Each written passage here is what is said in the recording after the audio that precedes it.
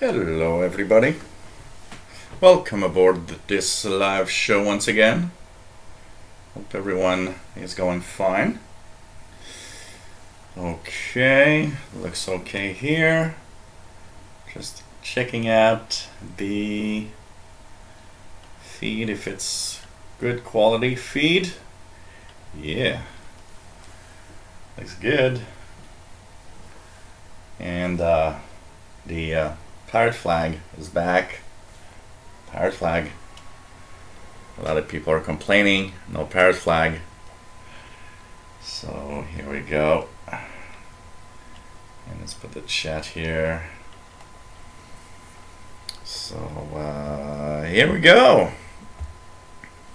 Welcome everybody. This is the live shortwave show. And of course we are here every week, alternating Fridays and Saturdays. So today's the Saturday show. Sometimes it's a Friday show. And this week we had, of course, a special show on Wednesday. And hope everybody is fine and all right, and that everything is okay. I will be doing a drawing. I've got some names here, and we're going to add some maybe today during the show. I've got 17 names here for the Soft 66 raffle. So hey everyone, welcome aboard. It's nice to have all of you here. And my name is Gilles. I'm located in Montreal, Quebec, Canada. We talk about shortwave radio, all sorts of little things. Today I thought we'd go through some of the sounds that we go through on the shortwave spectrum. And maybe you're wondering what they are. So we're gonna take a look at this and have a listen to some of the digital modes and some of the weird sounds that shortwave sometimes will bring us. And you know, we don't really know what they are. So and even I was actually looking at different sounds, and some of them I'm not even sure what they are myself. So maybe some of you will be able to help us. So welcome everybody. It is the Shortwave Show for Saturday, May 13th, 2017. And for those that were wondering about the water and the situation here because of the flooding we've had, it's getting a little better. It's actually getting better. We've had 2 consecutive days that are more summer-like conditions. So I think things are slowly getting better here. So let's hope that it continues like that, and that people actually can go back in their homes soon, and everything will be back to normal. But yes, we did have some crappy weather in the past few weeks and everything. Here, temperature right now is about 70. It's 21 degrees outside, so it's 70 Fahrenheit here. Not bad. Sun was there earlier, but now it's kind of fading a little. There's some clouds rolling in, so it's more of a cloudy-ish type weather. So hey everybody, welcome aboard, and hope we all have fun in this shortwave show. And of course, we will have the some questions. So any questions anybody gets, or as we walk through the show today, of course, please ask away. We will do some tuning. I'll tune around a little bit my ICOM. We'll try to see some signals, hear some signals, and see what they are. And of course, I've got my beer for today. Cheers, everyone. It's I got a mixed case of beer. So this one is Blanche de Chambly. This is the first one I'm drinking today. 5%. Very nice little white ale. And it's cheers, everyone. It's very light and a little fruity. Actually, this is good with a little a slice of orange. Actually, really good. So welcome aboard, and I'll be, of course, checking out the names of the 17 people that are right now listed to win this little marvel here, which is a Soft 66 software-defined receiver. This is up for grabs for anybody that gives me a $1 donation or more. So you can actually get me, a little donation of $1 or more at the PayPal email, and you get a chance to win this. $1 or more, get a chance to win this. So we'll be, of course, at the end of this episode today, I will, of course, put the names of everybody in a little box here, and we'll draw the lucky winner. And I think everybody deserves one. I wish I had 17 so I can send one to each and every one of you, but I only got one. So 17 names here right now. I will be, of course, showing you all of that, trying to show you that it's not tricked in any way. Always what's always scary with these things. Some people sometimes will say, "Hey, I, can't. Maybe you're, going to cheat and give it to somebody, or no. This is the fair and square thing. Okay, I'm not cheating. I have no intention on cheating. Even though, everybody here should, of course, have a chance for that. Sorry for the little echo once again. I'm waiting for my wireless microphone to arrive by mail. Hopefully this week. Things are going to be back to normal, and sound will be a little different. So right now I'm using the microphone from my laptop. So sorry for, we'll try to get better. So we're waiting for that. I'll post the PayPal email in the chat room, by the way, for anybody that wants to participate in the raffle for the Soft 66. I will, of course, be giving this email a few times during the show. So if anyone wants to add their names to the 17, right now it's 17. So you got one chance in 17 to win a Soft 66 with USB cable. I will be sending it out Monday with tracking everything. So I'll be, of course, contacting the lucky winner, and I will be, of course, sending out that Soft 66 Monday with tracking, so you'll have all the details. You'll be able to follow the package where it is. So hey everyone, welcome aboard Electrician Free Territory of Trieste. Hello there, Royal Howard, East Coast USA, state of Connecticut. Nice to have you here. Nice to have a VA3JPX. Cosmic Lettuce. I like your name. Every time I see Cosmic Lettuce, I gotta say, I always smile. Cosmic Lettuce. Bullfrog 89. Mad Radio DXer. Jerry DX. One Amigo. Hello there. Ghost World. Bobby Burgess. Jeff KD5 QDO. Remember, if you are an amateur radio operator, always give your call sign. It's nice to share the call signs of everybody. We have iMapper. Hello there. Mike Coppus in Miller City, Ohio. Nice to have you here. N08C. So nice. N08C. Carl Sanson. Hello there. Bullfrog 89. Brett Wayne. KC2 and XP. Nice to have you here. Nick Amendot in Romania. Yes, Pirate Flag is back. PLF, hello there. It's nice to see you in this chat room instead of the IRC chat. Pretty cool. Nice to have everybody here. I still keep a look on the IRC chat, but there's a lot more activity on the chat from the YouTube. But yes, I see you're in both chat rooms. It's okay. David Arden, hello there. And anybody else that I've not said hello, please say hi so I can say hi to you too. What do we have? So Bobby Burger says, I don't know if I'm going to be around when you pull the name. Going to a baptism at 7 p.m.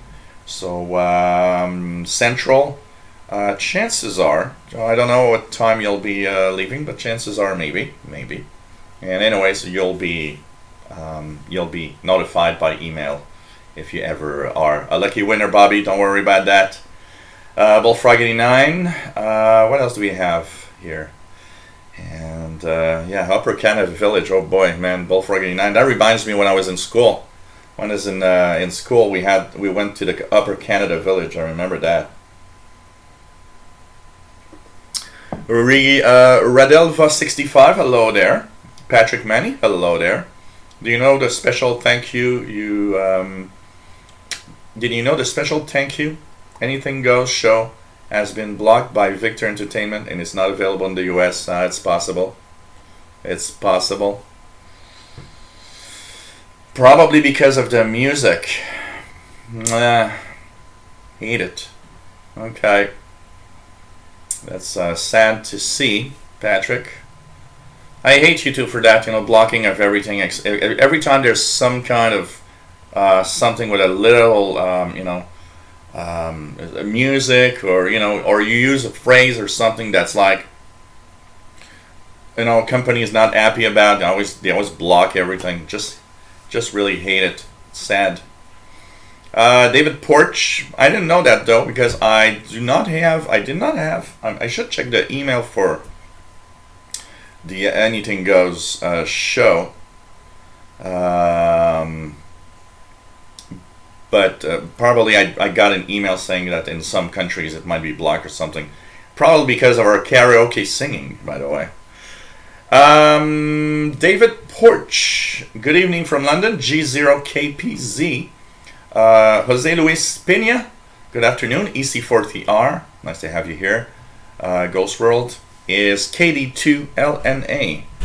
Phil. Let's just go back here because I lost. The chat is like all or nothing here. Phil Hensler. Hello there. Nice to have you here. Hey, Miss Lady Catherine. Making the jump from the YouTube Windows channel to this radio channel for the first time. As you'll see, it's much more popular in the live shows here. Nice to have you on board, Miss Lady Catherine. Ethan Best is KC9YDN, Man Radio DXer from Southampton. Mike Copas, hello there. Nice to have you here. What else do we have? Jumbo Silverette. Good afternoon from Los Angeles. Good afternoon from Montreal, Canada. Alex Canavos, hello there. Danny Shortwave Radio DX, and Cosmic Lettuce. It is a nice name. I gotta say, I love it. Cosmic Lettuce. Well chosen. Makes everybody smile. That's perfect. So, hey everyone, if I missed anybody, please say hello. Charles Arlick, hello there. Yes, Charles, we'll re-give the information here. Okay. Ombrew Vidman from Pennsylvania. Hello there. Parrot Sailor. KC1HOX. Nice to have you here. And Charles Arlick is from New Jersey. So I will once again just say the contest, and I'll mention it a few times if you guys want to add something. And of course, don't just add for the contest. If you want to just donate a little something, helps me a lot. And I got to say that every donation is welcome. Actually, I've had more, a lot of the donations. I got 17 names, but I had many donations where people said, well, don't put me in the contest. I just want to donate because it's just kind of cool to see you doing this. So, if you want to just donate, it's fine. Don't worry about it. It's okay. But we do have a little contest. So once again, little contest today. It started on Wednesday with a special show. You can win the Soft 66 RTL software-defined receiver with the USB cable attached here. And all you have to do is give me a $1 donation or more to my PayPal account. So if you just, some gave $1, some gave more. It's up to you, $1 or more puts you in the contest. And I will add the names that we have added today to the 17 names that we already have here. And so you can win this. And once again, I'll just add the PayPal once again at this Yahoo email. I'll put in the chat room. Contest and donations. So anybody that adds its name there, I am adding to the contest today. So welcome everybody. Nice to have that Shortwave show once again. Pretty nice. We'll be tuning a little bit. Tyler Salisbury from Missouri, nice to have you here. Royal Howard's nice show. We'll be using Greenwich Satellite 750 and Texan PL 880. That's cool. Really, really nice. That's sad, Patrick. Yeah, it's because of our karaoke singing. They blocked the video in the United States when it was saved. So sad. After I thought about it after, and I was telling my nephew we should have done the singing in a different, stop the stream for a couple of minutes, restart the stream so that it separated the videos. Because now it blocks all the video, for sure. So that's sad. So Walt Sipaniak, hello there, nice to have you here. N5TQ. Hello there, Sheldon, VA2SHW in Griffin Park, Quebec. By the way, I want to thank you. I forgot to thank you on Wednesday, Sheldon, for the very, very beautiful little article that you wrote on my efforts on YouTube to keep shortwave radio alive. It was much appreciated. Very, very beautiful article. Very well written and interesting. Thank you very much. And all of that is in the CIDX, or the Canadian International DX Club monthly bulletin. And where do we have to email to get a sample copy of CIDX? Sheldon, why not let us know where we have to do that? You can get a free sample of the Canadian International DX Club bulletin, and if you wish, very cheap price. You can, of course, become a CIDX member if you wish. So pretty nice to have everybody here. Hello there, Sean from the UK and the IRC chat. Mike Kopas says, Becky, KD8NNL is in my shack watching too. Hey, nice to have you on board, Becky. Cool. That is cool. Okay. Ralph Bender, hello there. And don't worry about the that MDK2. Nice to have you here. I understand that we are not all millionaires, and that there are limits to what we can donate and everything. But you guys have been great, and I just want to say thank you to everybody because you guys have been great, for sure. Grant Grindle, hello there. Nice to have you on board. So the email for, by the way, the CIDX bulletin, if you want to have the free sample bulletin just to see what it looks like, CIDXclub@yahoo.com, CIDXclub@yahoo.com, and who knows, maybe we'll get a couple of more subscribers and members to the Canadian International DX Club. A nice little bulletin, by the way. It's a little PDF bulletin. It's an electronic bulletin sent by email every month. It dabbles on pretty much every type of radio activity you can, think about, anywhere from, amateur radio aspects to international broadcasting to utility signals to some news about, here and abroad, news of things that are happening, all sorts of, like current affair, shortwave stuff, and very, very nice bulletin. I'm actually very, very happy to be back in CIDX. You know what? It's sometimes when you take a break and you get back that you suddenly understand that you are actually missing that little part of CIDX. And I should actually make it a. I know that you guys have the barbecue every year in the summertime. I need to really do something, and I think it could be a very, very fun thing to maybe do a couple of YouTube videos with CIDX barbecue, and that could be really fun. I think it could be really fun. So really nice. VA3 JPX, my beer today. It's a mixed case of beer because I have, the funny thing is I was explaining that yesterday at the Anything Goes show on the Windows channel. Every time I go and buy the mixed Unibrew 12 beer pack, what happens is that it never scans in the grocery store. And yesterday I got, I'm sorry to say, the idiot, or the really, like, she's really dumb. She's new, but she's not just, sometimes it's like, okay, well, she's new, she's slow and everything, or she's like, I don't know what she's doing here. So, I bought, to give you guys an idea, I bought canned cat food, and I had 6 cans, and she looks at the 6 cans and says, oh, you got 4 cans of cat food. I'm like, I got 6 cans.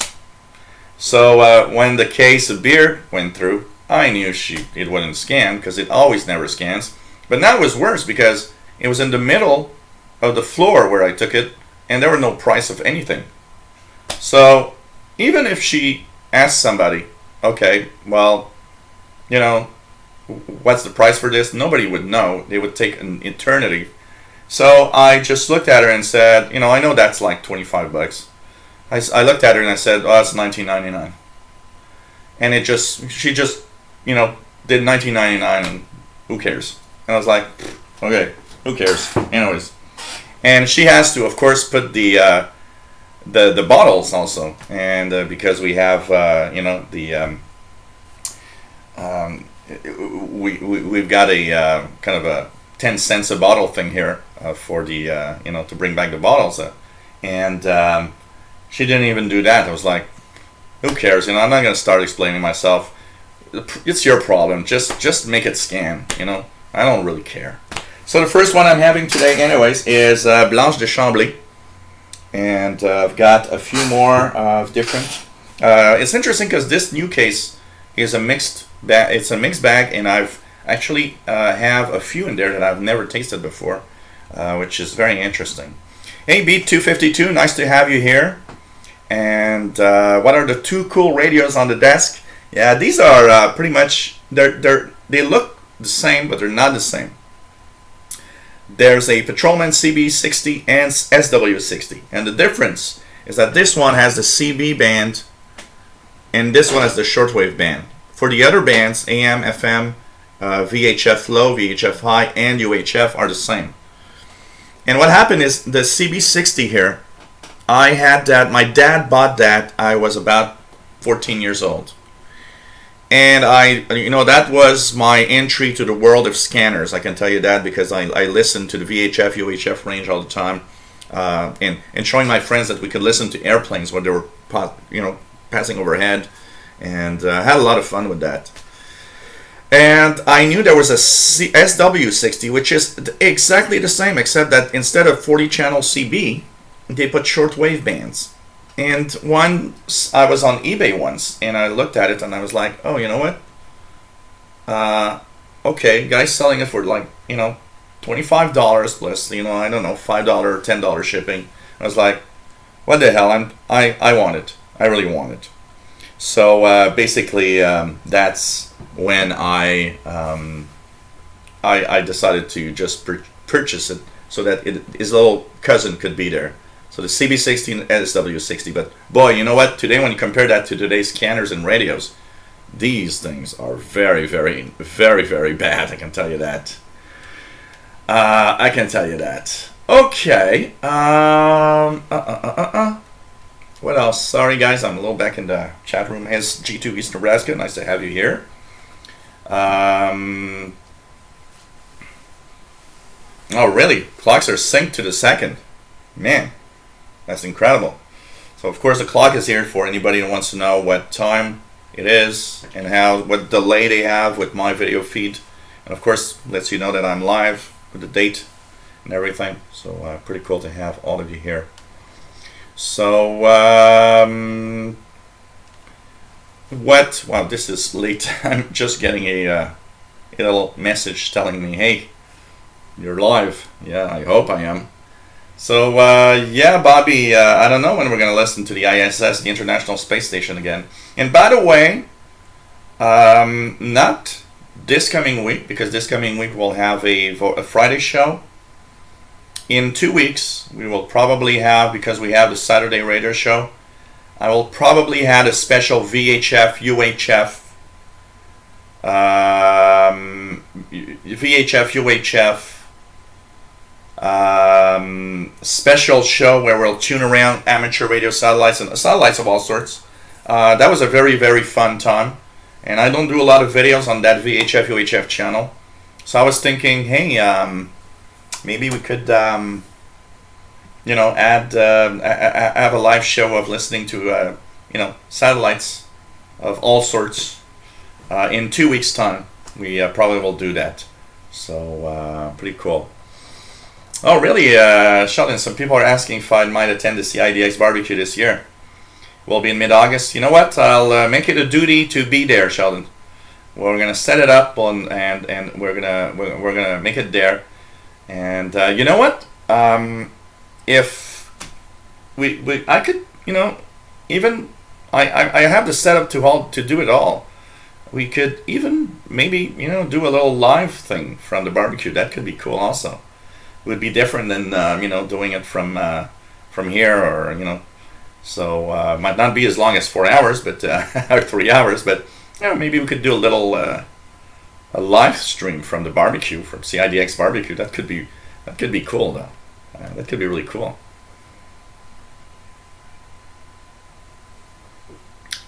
Purring kitty on your lap, Cosmic Glittis. So yes, that's true. They also CIDX has a public Facebook group. Yes, that's true. That is true. Okay, hey Jeff Miller, nice to have you here.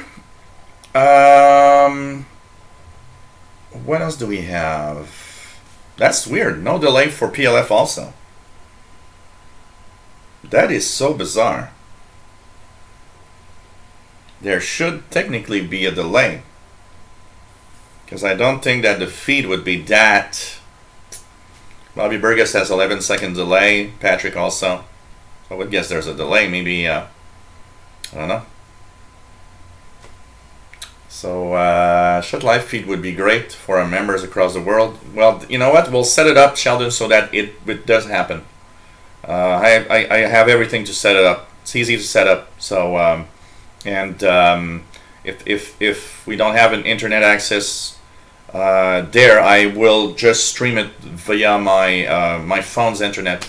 It actually is good enough to hold a live stream. I have actually held a live stream once with my phone because the I have had a problem with the internet once, and I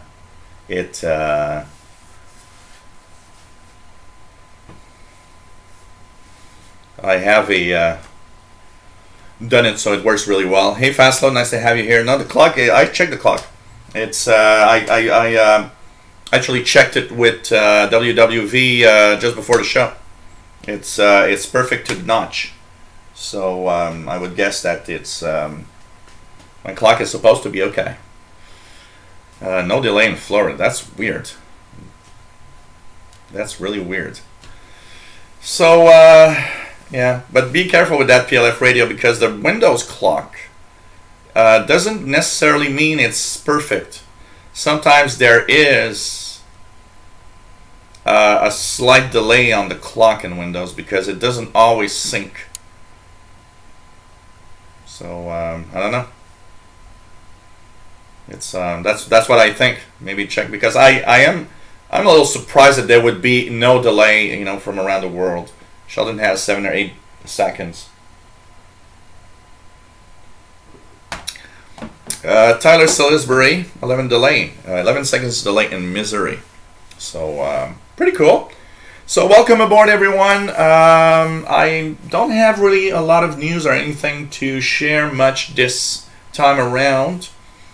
I have been I've been I've been listening to the shortwave bands with the Ephedry SDR a little bit, and having a lot of fun with that.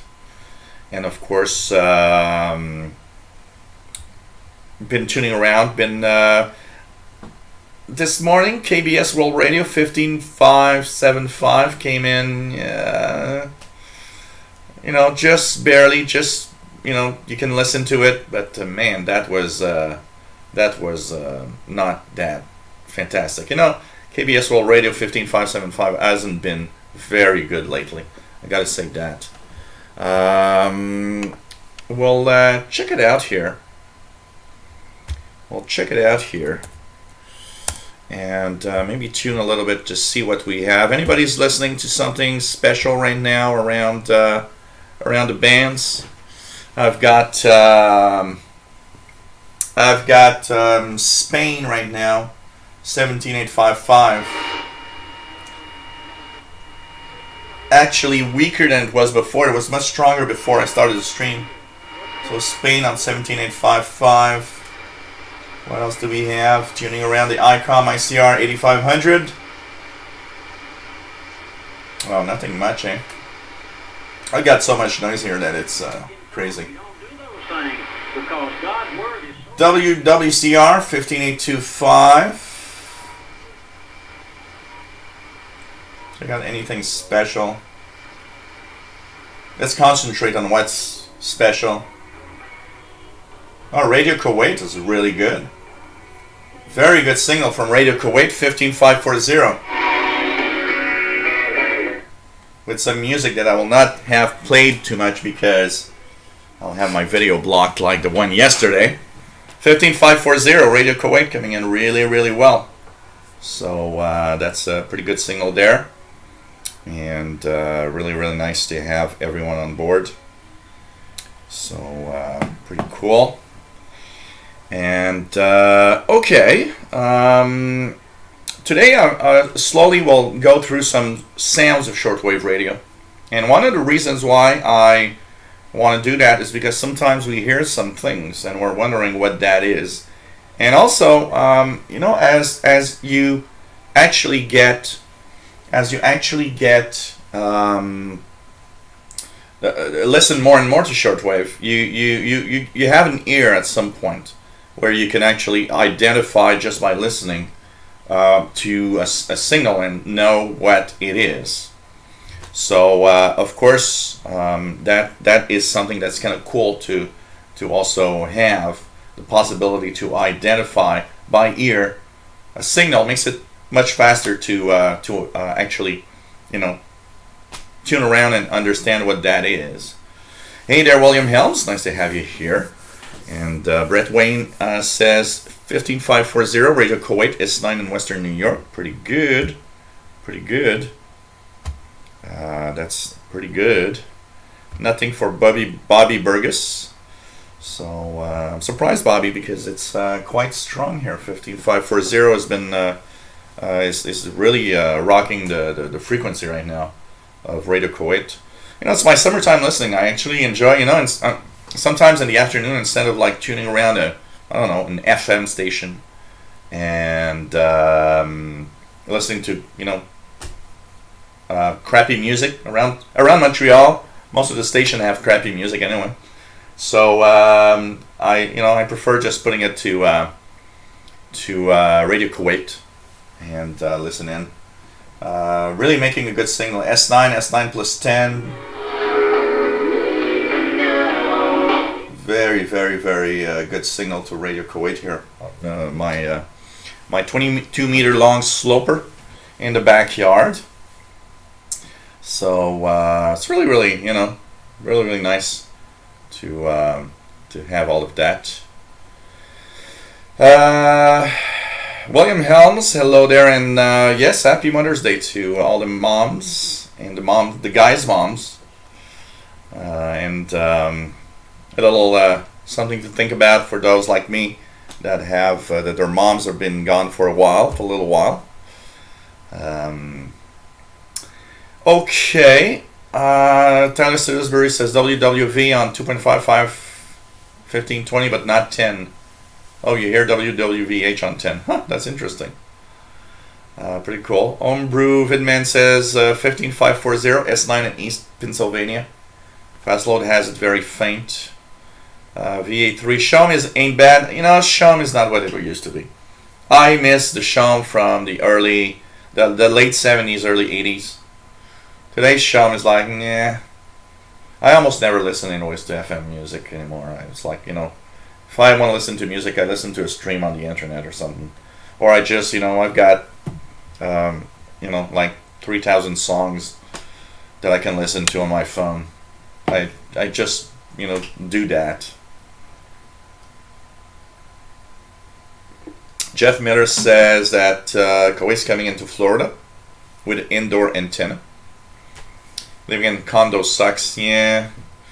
It's not much better here. I have to be very discreet because the landlord here doesn't want me to have antennas. So I have to put antennas in such a way that he never notices there's an antenna in the backyard, actually. So, he doesn't notice that there's a 22-meter long wire across the yard in the back. And it's okay like that. I'm not going to tell him unless he's watching now and it's like saying, hey, what are you doing? That would surprise me. Pirate Sailor says this G5 RV is still in the box, so listening to nothing. That's sad. Yeah, it seems your mini whip fast load doesn't resonate much over 10 megahertz. It isn't very good, which is weird. This is VA3 JPX. Okay, let's just check it out. Okay. Very interesting. Yes, it is sneaky. I've done that almost everywhere I lived because I always lived in an apartment. And what I do is everywhere I lived. Now some places had no problem with me putting up a wire antenna. Where I lived before here, I just asked the landlord, can I put a wire up to the the backyard telephone pole, and he said no problem. But I did live in a place where I wasn't able to do so, and he didn't want to know anything about it. So it looks like a thief. You're always waiting for the cops to come. It was like 2 a.m. in a summer night. I was coming back. I remember I was coming back from the bar, 2 a.m. I was a little drunk, and I was like, the hell, well, I'm not going to put up an antenna. So at 2 a.m., I actually set up a very small thin wire in the backyard where I lived at one place. And I just, sent it up to my bedroom window. There were no coax. I had no coax back then, so it just went from the back to the bedroom window and bare wired to the receiver, which was my Kenwood R5000. It worked really well because the noise level was so low where I lived back then that I didn't have interference. And I could really, really get some really, really cool DX. I remember going to bed from that place and listening to Radio Nationale Tchadien every evening around midnight 30 in the summertime. I would listen to Radio Nationale Tchadien, which I believe signed on at 0430 back then on 4904.5, something like that, if I remember well. So,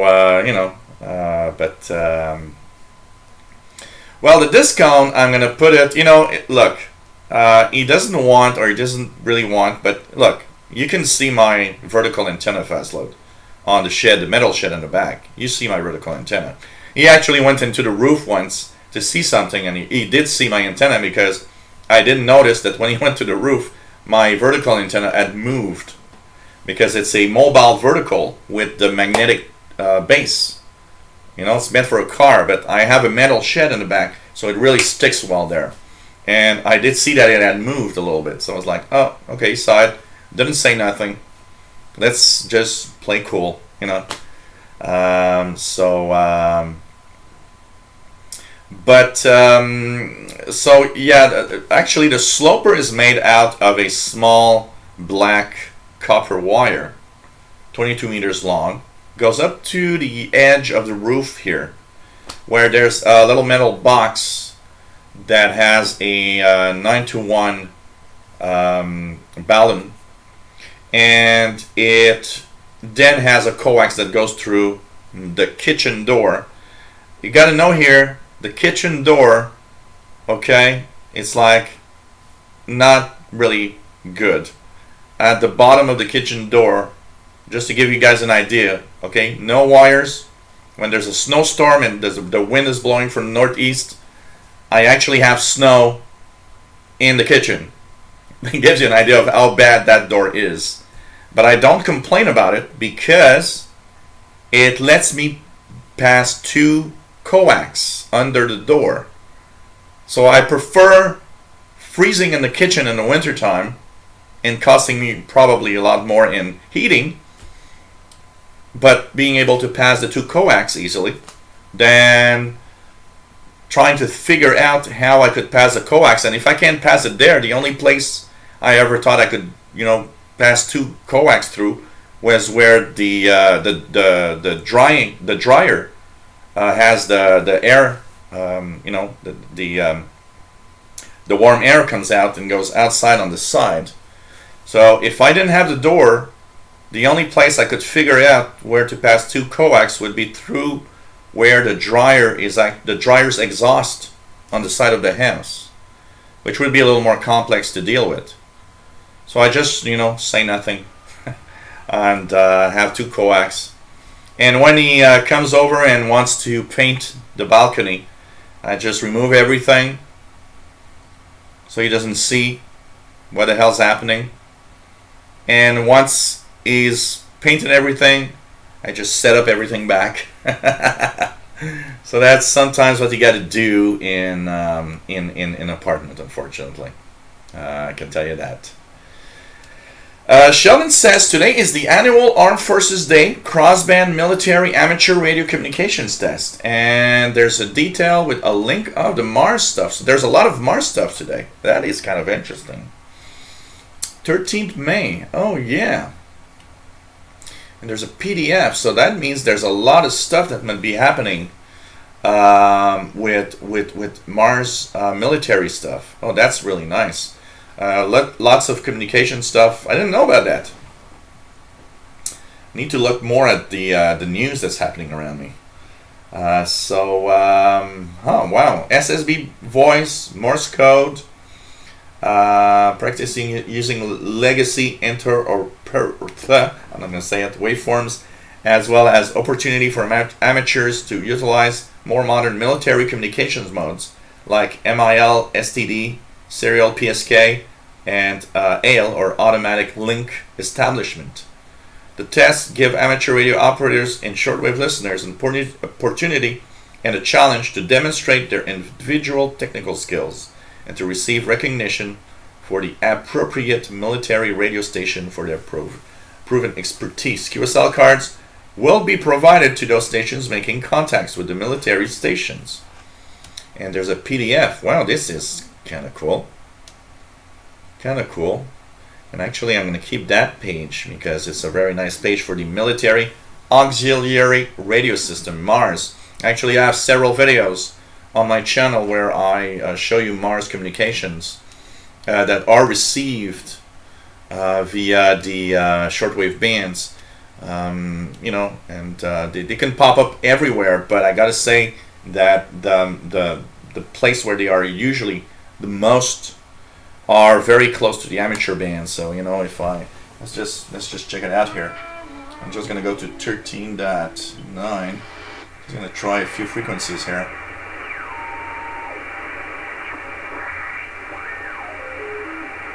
Sometimes very surprising what you can hear.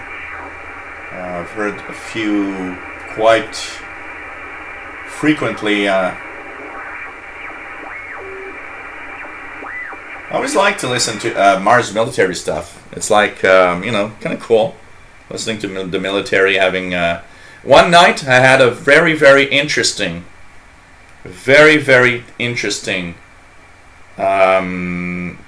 listen to a Mars stations. They had a Mars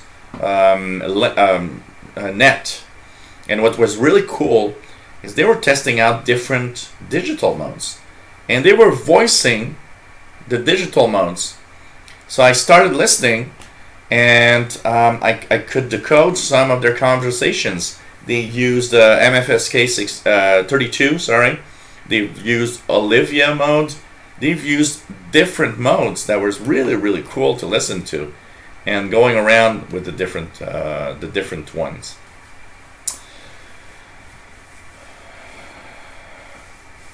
You know, Bullfrog 89. Actually, in the backyard here, there's no power. There's no power lines. Power lines are in the street in the front of the house.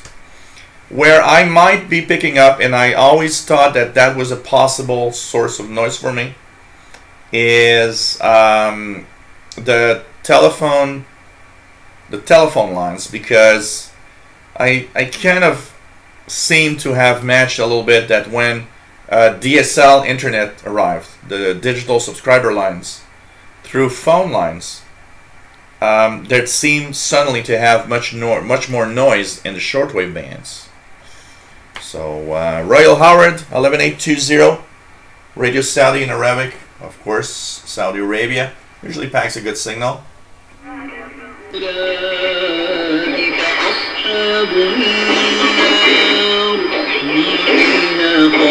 So 11, that's S9 plus 10 plus 20. I won't put too long. Last time I put that, it said that my video could not be monetized. Seems that there's all sorts of little problems. Radio Romania 11850. Let's check it out in English. System. Claudio Martinez. Ceea ce am avut în minte de la început a fost să construim o comunitate. Comunitatea asta să fie What we had in mind from the very beginning was to build up a community. This community is made up of writers, particularly poets, who are not glorious names of the present, and of readers. We wanted people to have the feeling that they belong to the same place and share the same story. It was an integrating story. We started with the Sweden Club in 2009. So Radio Romania in English 11850. Pretty good signal. Pretty good signal. So very, very nice to have you here. Hey there, Sean Fahey. Nice to have you here. Jane Dagger, hello there. Nice to have you back. Pretty cool to have everybody here. Yep, 90. We've reached 90 right now. I'm Mapper. Which is, you know, the Saturday show is always more popular than the rest. And who knows? Maybe we'll beat our record of 105 of, what, 2 weeks ago? 3 weeks? A month ago? Something like that? That's pretty cool. That was pretty cool. So, yeah, there's the CFAR. I've never, you know what? I do not believe I have heard the CFARs, or the Canadian Forces Mars station ever. Or if I did, I don't know. But I've never, the military, I always heard, you know, the Mars station, the military auxiliary station from the U.S. Air Force. But really never hear the Canadian ones. I should tune a little more and try to, you know, check it out for sure. Any Canadian military HF frequencies, activity in Quebec? You know what? The only frequencies I did hear a little bit thing was on the UHF military band, because there are a lot of Canadian Forces helicopters going through Montreal in the past days, and I did hear some activity a little bit there on my scanner. Actually, I took out my icon, but I also took out my old Radio Shack Pro 92, because I wanted to tune some frequencies here and tune some frequencies with that. And actually, I almost took out all of my scanners, like, you know, putting each scanner in a specific frequency I wanted to tune around. You know, every time there's emergencies, you got to remember, if you've got a scanner radio, one of the things you always have to remember is that when there are emergencies, there's a lot of things happening. There's a lot of activity also. So you got to remember that. You really got to remember that. So there's a lot of activity, but I've not heard, you know, some people were trying to listen to HF military stuff, but I've not really been hearing any HF Canadian military, and I haven't heard them, you know, Canadian military on HF in a long, long time. That's for sure. So, don't worry, Sean. I know it. You know, it fluctuates a lot. You know, from goes from 80, 90 to 100. What about? So you want an external antenna, outdoor antenna fast load for that Whistler TRX1, and that's going to be interesting to see. I want to see that radio fast load. I can tell you that. we'll have to meet up for that, for sure. So okay, thanks for sharing that, Sheldon. The Canadian Forces Mars equivalent with the pages here. I'm going to keep that very, very closely open here because it's kind of cool. Pages I didn't know about, so it's really nice. Thanks for sharing that, Sheldon. And that's the fun thing about having everybody here. Is that everybody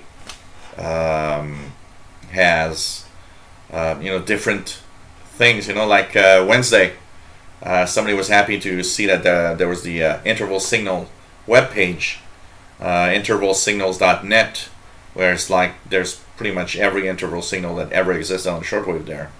There are some missing, but not a lot. I gotta say, it's a very complete page. So Royal Howard, one movie that always touches me profoundly because it meets two things that I love: radio and space. Contact with Jodie Foster. Love that movie, and she's an amateur radio operator, so it touches on the HF aspect and the fact that she's, it's a little far-fetched, but she's listening like by ear to space, waiting for a signal from somewhere in the universe. It reaches every little point that I love, every little thing that I love. It's like I love that movie for a radio, and especially not just a radio, but a enthusiast of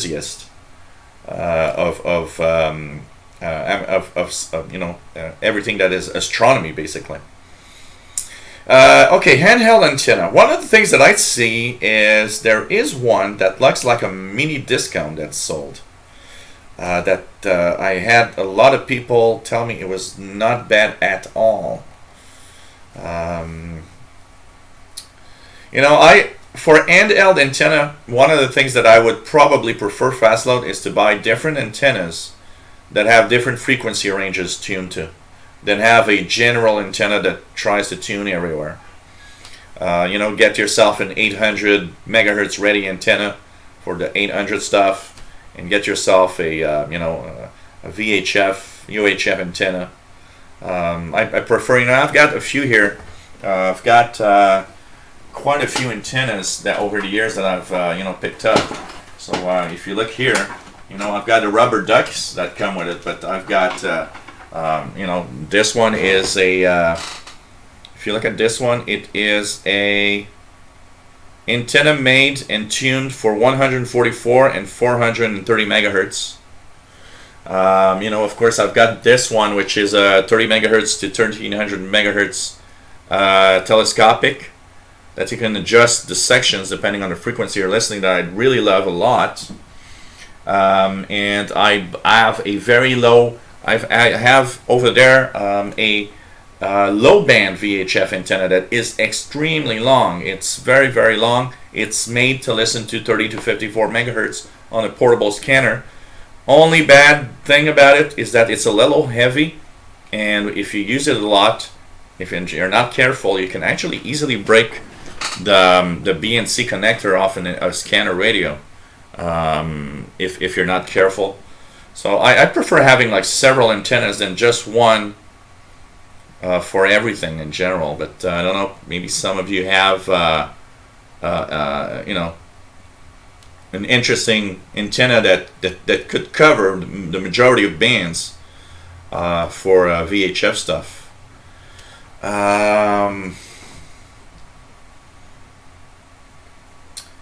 Jane Dagger, do you know those power socket flip up covers? Yep, saw one with no socket inside, and you have an invisible visible. Yeah, that could be possible. But here I try to do the least things possible, because my landlord is like a little crazy. So if I just I sneeze, and he's gonna come watch if I damage the wall. Just to give you an idea. And I stay here because I love the place, because the landlord is probably one of the biggest idiots that you can have as a landlord. So it gives you an idea.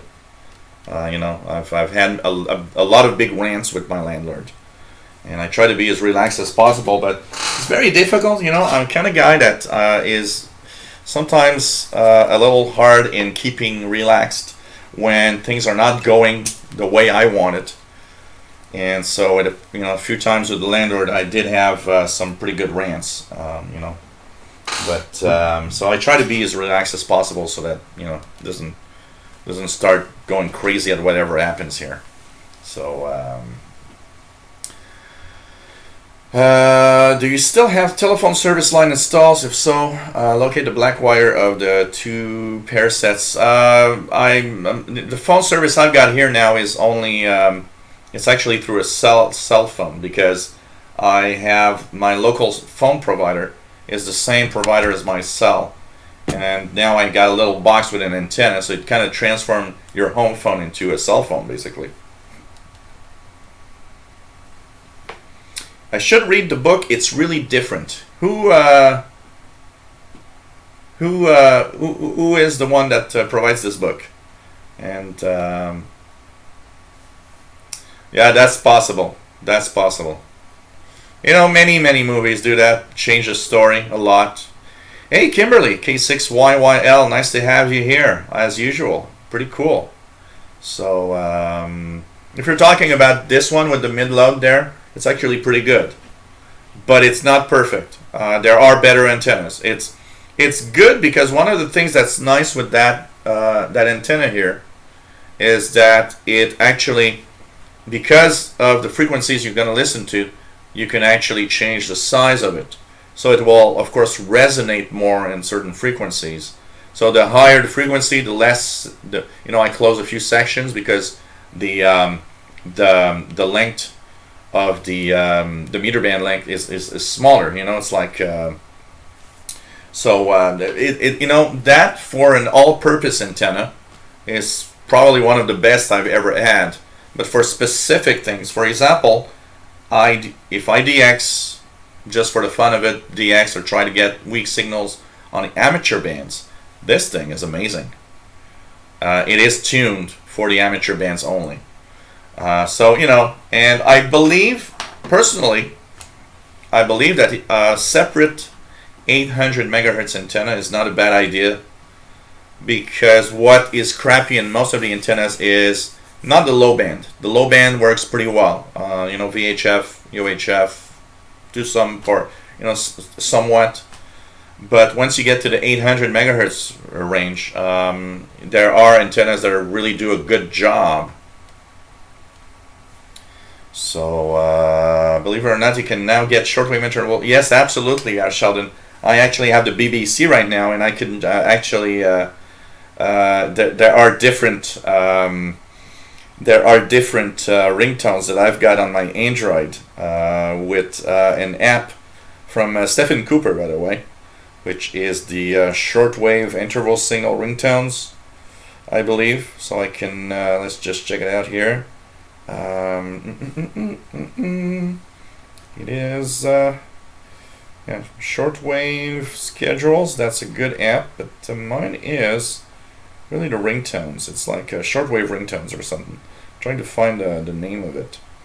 But anyways, I right now it's the BBC interval signal on my phone. Oh, interval signal. Here we go. It's interval signal ringtones. So I can, for example, I don't know. I want to have the ringtone of NHK. I just, switch it, and here it goes.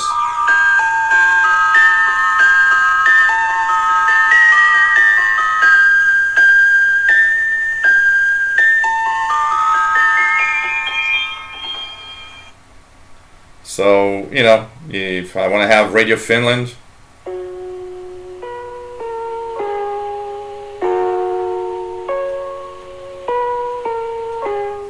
so whatever I want to have, I just click set, and I have that as a ringtone. So everybody's kind of amazed, when my phone rings, everybody's like, "What is that ringtone?" And I'm always like, "Oh, don't ask, you don't want to know." But of course, every time my phone rings when I'm doing a live show, everybody's like, "Hey, you got a BBC ringtone?" Yep. It's just funny. Just funny. What else do we have? Okay, I'm coming at it, guys. I'm blabbing too much and going back into the So what else do we have? What kind of, okay, Jason Roberts, hello there. What kind of antenna I'm using for my shortwave receptions? I just tried to pick up RI 11850. No, it's 11850, not 11580. Do not mix the frequency. If you tried 11580, it might not have been there, but it's probably gone now. I've got a 22 meter long sloper that's going east-west. Yes, signs, Mel Gibson signs, Raul Howard. That's true. That is an interesting one also. Yes, that is true. A telescopic is a must. That's for sure. And the crappiest thing that you can get is that darn rubber duck that comes with it. It's always the worst antenna ever. You know, they are okay. They're not for a serious radio listener. But you know, this one I'm happy to actually I'm looking for another one because I would like to have a couple of them here, the telescopics for my scanner radios. So oh wow, that's pretty nice. Cosmic Lettuce wants to get into radio astronomy and create an interferometer on his property. So yeah, pretty cool. What else do we have here? Made a line cord antenna capacitor with 150 turns of 24 gauge insulated wire, down 6 inches of 3 gauge insulated wire. Huh. Yeah, the dry is coming slowly. We're just going to talk about it again. I've got, I believe, 18 names now. Somebody added their names during the show. I'll mention it again.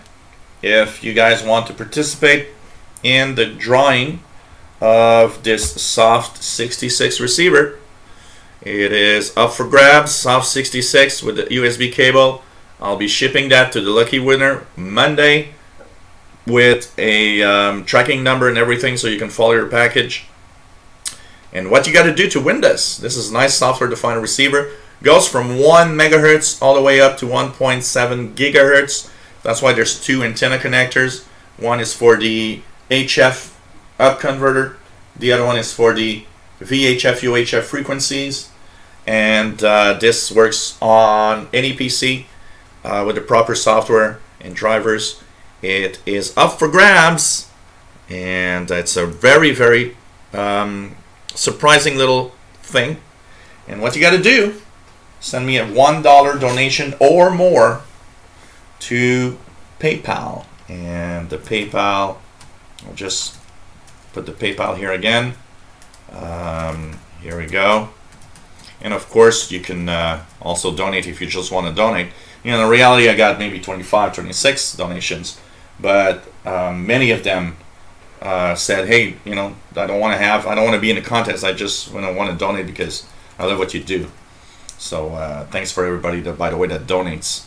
So donations, of course, and contest, everything is here at the Yahoo email that I just put in the chat room.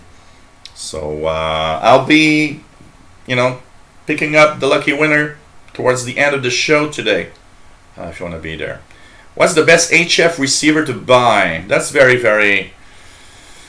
It depends on how much money you got, Meg Dreadis.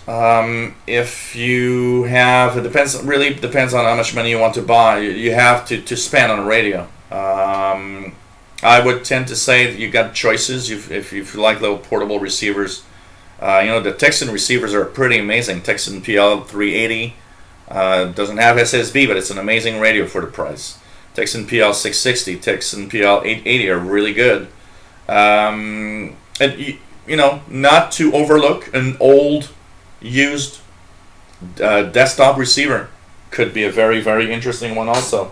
So that's something that you can look for, you know, the old Kenwoods or old ICOMs, you know, I like the ICOM ICR71, some old Yaesu receivers also. These could be very nice desktop receivers if that's what you want. And then the used market, some of them are sometimes going for Pretty nice little price, and that's easy to buy. So this one is my next beer, which is the FML, and it's a blueberry FML, 5.5%. So this is my next beer right now, as I am trying out these different beers from this mixed bag of beers. And you know, if you want a higher end, well, you know, there's a lot of stuff out there that that is more expensive. But it depends on how much money you want to buy. You know, you want to spend. Sorry. So okay. Hey, Carol T, nice to have you here. Paul Nardelli, hello there. So, are you using that Navajo CB? Actually, I keep it on channel 6, and if I start hearing some skip on channel 6, I immediately go to the 10-meter band or go to the you know, the upper the VHF band, or sometimes 6 meters, because there's skip going on. It's always kind of cool. So really very, very, very nice. You know, it's a nice way to have it here. So pretty cool. What else do we have? What else do we have? Yeah, idiots as landlord are just... Hey, Steve Quilter, nice to have you here. I am very well, Steve, M3 CSP in the UK. Presently at work. That's sad, but at least you can just say a little hello and watch maybe a little bit. So yeah. I don't have the link right now, but somebody must have for sure the link to the Linux drivers and interface to use the Soft 66, but I don't have that personally. Jeff Miller says hates is Sony SW7600GR because there is no tuning knob except for SSB. You got up down buttons. Yeah, that's, or direct entry. Yeah, it is nice to have a little tuning knob. I have to say, every receiver that don't have tuning knobs, I tend to not like the fact that you have to just do up or down. That's kind of sad. And you know, what else do we have here? Silence of the Lambs. What a movie. Carol uses an ICOM IC 7200 for shortwave. Pretty good. That's good. Great G8. You know, the ICOM ICR70. Yeah, that's a nice one. Piotr Ski. Nice to have you here. What else do we have? Paracello, hey, I am a landlord. Yeah, as long as you know that is. I had some landlords don't really care about my antennas, as long as you know, I didn't break anything. That was the most important thing for them. I can tell you that. So I got to say it's just funny. So I hope he's shortwave friendly. Yeah. So okay. Maybe we'll start with one of the most puzzling signals that I usually have people talking about. Hey, shortwave guest, any special filters for shortwave? But usually, most of the filters are within the receiver. So you know, most of the filters that you'll have for shortwave are within the receiver. For the you know, the selectivity of the receiver. So it, you know, some receivers are actually bad because of that. The filters are too large, so you actually have a lot of bleeding over from adjacent stations that are next or close to the frequency you're listening to. But you know, there's a lot of DSP stuff today now. The digital signal processing going on with receivers also. Hey, SL Joseph 74, nice to have you on board. Preparing himself for the Field Day 2017, but taking a break to watch. Cool. And you got an adult beverage. Nice to have you here. K5BGL. Yeah, that is something coming up. It's June. True, in June, the Field Day. I always like to listen to Field Day. You know, Field Day is a very, very interesting moment, because it, shows the capacity of amateur radio operators to actually, what they can do to help in emergency situations. We got some great examples here in Quebec when we had the ice storm of the amateur radio community actually helping with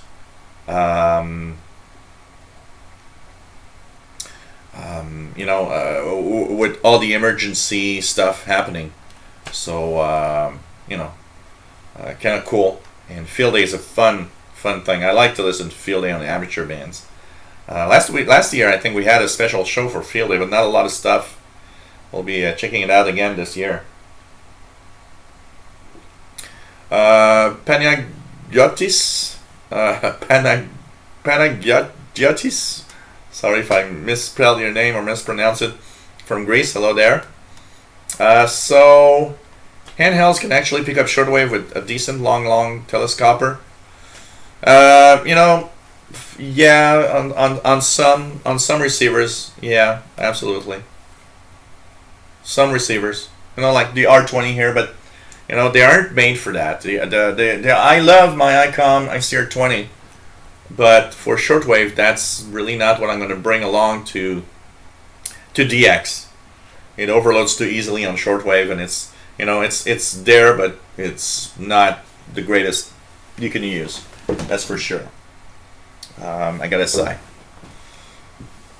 9445 All India Radio. Let's check it out here. Are we hearing All India Radio 9445? Very weak over here. Let's check out another frequency. I know they are on. Nothing much. Let's see what we can have here. Anything? What's WRMI right now? Of all other countries, and they were going to make a bike ride in Amsterdam, and that was for most of the other people who were used to be sitting in the back of a car, was an experience that they perhaps did not like that much. But for us, 11580 WRMI with I'm not sure what show. Let's check it out. And it is certainly not 11580 WRMI right now on Saturdays. What do they have on Saturdays? It's Radio Slovakia. Radio Slovakia International relayed from WRMI on 11580. The whole transport system in the next 10 years will change more than it has in the last 100 years. We will have self-driving cars. We will see cities clogged. So I think the ease with which you use your bicycle will win over prestige.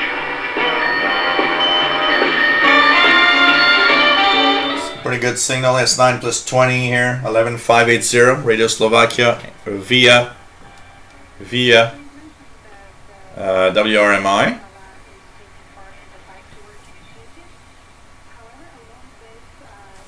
So pretty cool. PLF's got 9445 in Europe. You guys 9445 is probably better. Hey, bye, Cosmic Lettuce. It's nice to have you on board as usual. So Radio Slovakia right now for via WRMI. So hope you guys can receive that. Okay, let's check it out here. Anybody else checking in from different sources? You're listening to the Shortwave show. We're already an hour 15 minutes within the show. It's just amazing. And let's have a look at if anybody has added their names to the drawing of the Soft 66 right now. So, of course, I'll be picking the name of a lucky winner for this cool little SDR receiver. Once again, $1 donation or more puts you in the drawing. So if we look at who added their names while the show, since the beginning of the show, so I can keep up with the names and have their little paper ready. So let's check that out. Okay. So we had 17 before we started, and we are adding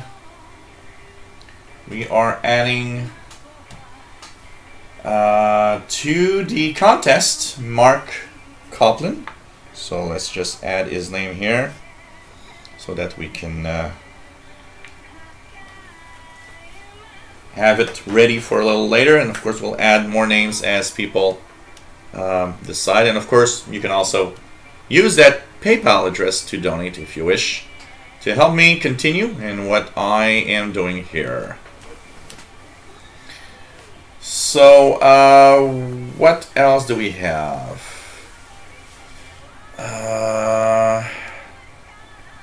Snotty Age Rum. The Quick 512. Hey there. Yep, haircut happened this morning.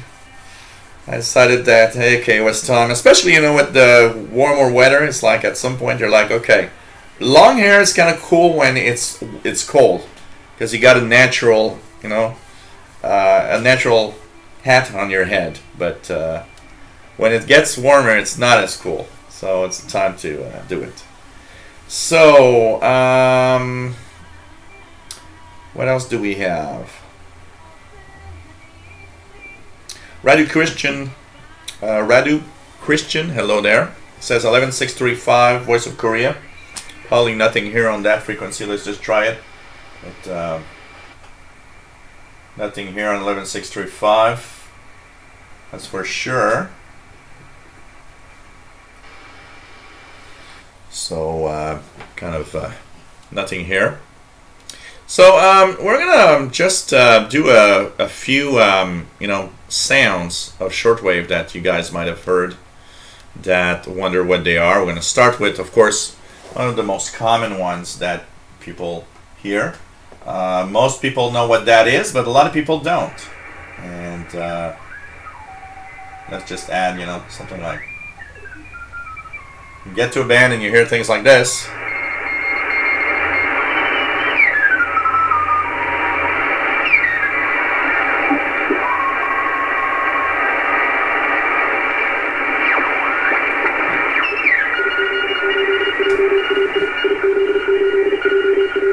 And of course, one of the oldest modes that exists in the world, Morse code.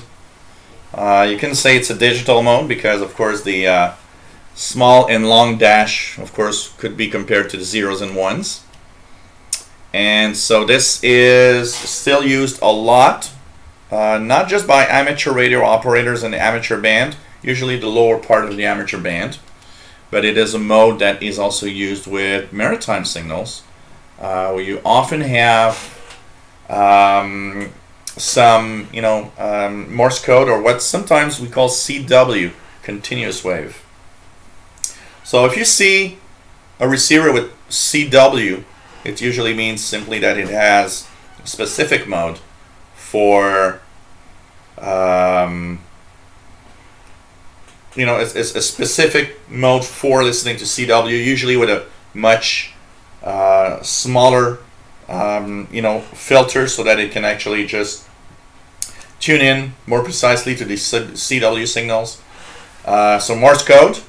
And yeah, it was the music from Jeff Miller, the music that was on Radio Slovakia. As long as I'm talking, usually it doesn't interfere. CW is still used a lot. CW is a mode that is, you know, it's a mode that is used less than before. And one of the things that I don't like with that is the fact that you know, we should never abandon Morse code. You can easily, you know, Morse code is a little bit like a language. You can actually, you know, listen to it by ear. I'm not really good personally at decoding it when it's fast, but when it's slow, I sometimes have, you know, the possibility of kind of hearing it. And you can, of course, you know, go on Google, or, you know, just go to Wikipedia, type Morse code, and you'll have the Morse code chart so you can understand what Morse code signals are. Of course, you can decode Morse code with various PC software or software on different devices, even Android, and if you have an iPhone or an iPad, there's an app for that. The problems with the auto decode of computers and devices is Morse code often is sent manually. So because a human is not perfectly tuned when sending out Morse code, often the Morse code is a little difficult to decode on computers. But it's one of those modes that is cool for several reasons. It's cool because it takes a very small chunk of spectrum. So you can have actually a lot of Morse code signals, one next to each other, and they won't even interfere with each other if you have a good filter. It's one of those modes that's amazing for when there is a lot of, like a very weak signal in the noise. Voice will not go through. A lot of digital modes will not go through. But the human ear will often be able to still pick out the Morse code and understand what is being said in some of the worst conditions. So, Morse code, there's a lot of it all around the bands. I still have, those people telling me, oh, Morse code, that's an old thing that, should die because it's not useful anymore. Don't agree. I think, we just haven't used it in necessarily in the good conditions, but one day I can tell you that you will it might come in handy and really be useful, and I can tell you Morse code will come in handy also if some I would imagine in some circumstances with a emergency, plane, boat, whatever. And the possibility where the times when you can't use any other modes or talk, I can tell you that if somebody knows Morse code, sending out an SOS is the most distinctive thing you can hear on the bands. It's something that will stand out from anything else. Also, do I personally know CW? I'm not really good at it, but I can. If I go on an AM frequency and the amateur is not sending too fast, I often can actually make out the call sign of the amateur station. But I will not be good at, like having the full conversation. For that, I'm still using apps. But over the years, I've actually listened to Morse code enough to be able to ID, maritime stations or amateur stations without having to, sometimes, of course, I'll have to send it a few times. So sometimes what's going to happen is the amateur station will have to send it often they do send their call signs 2 or 3 times. So it might take the 2 or 3 times before I get all the letters right. But, I haven't been forced to listen to CW, really.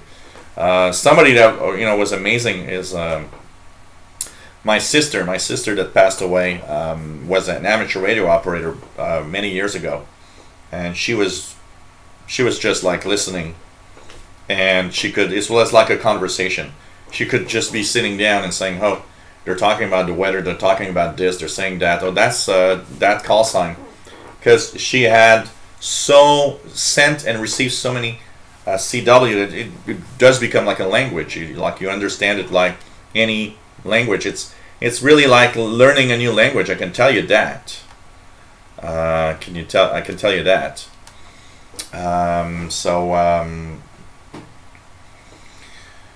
What else? Any good software to practice in Morse code? There's a lot of software to practice in Morse code, and if you have a smartphone, there's a lot of apps to practice Morse code also on your phone. But one of the cool things that actually is, I think, more interesting is W1AW, which is the ARRL station in Newington, Connecticut. They actually have Morse code lessons on the amateur bands, and every evening you can listen to W1AW send out some text, usually from the QST Amateur Radio Magazine. And they usually go at different speeds. They start like at 5 words per minute, and then you ramp up 10 words per minute, or like 5 or 7 or 10 or 13 or 15. And there are nights where also, for those that are more expert, they do have lessons for 20, 25, 30, and 35 words per minute. It makes it more fun because not only are you practicing Morse code, you're actually listening to the radio at the same time instead of listening to your computer or little box. So W1AW has Morse code lessons that are pretty cool. Hey David in Barcelona, nice to have you here, and glad to see that my show is more interesting than the Eurovision contest. I don't think that everybody would be, necessarily like that, but nice to have you here, David, as usual. Yeah, CW get, like Piotrski says, is not bad for receiving and for also practices and stuff like that. Sheldon says, someone asked me if the Canadian International Club is only for Canadians. Nope. The Canadian International Club is a Canadian club, but it's open to everybody around the world. So don't hesitate to ask for a free sample bulletin. CIDXclub@yahoo.com. It is open to everybody around the world. And even though, yes, there are some local Canadian stuff in there, there's a lot of international stuff in there.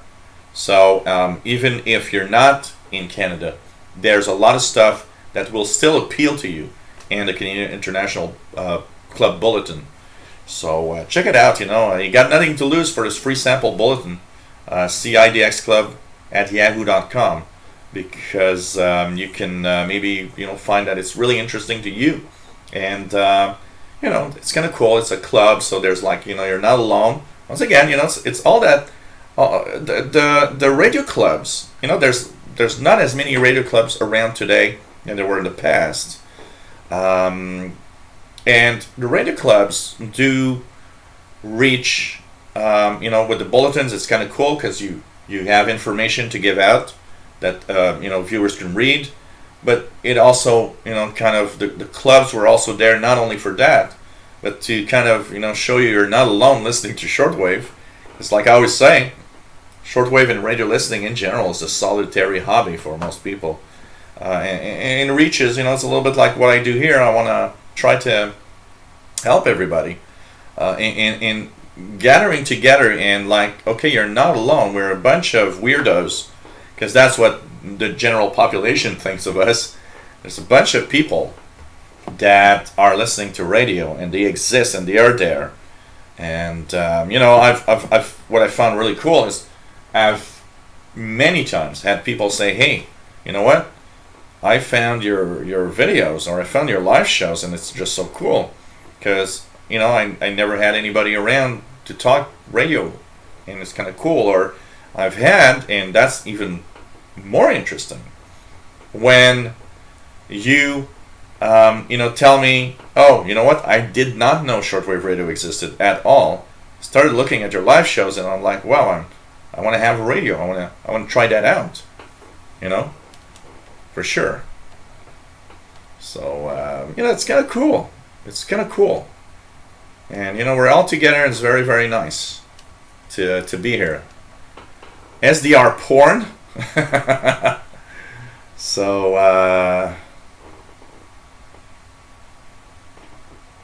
what else do we have here?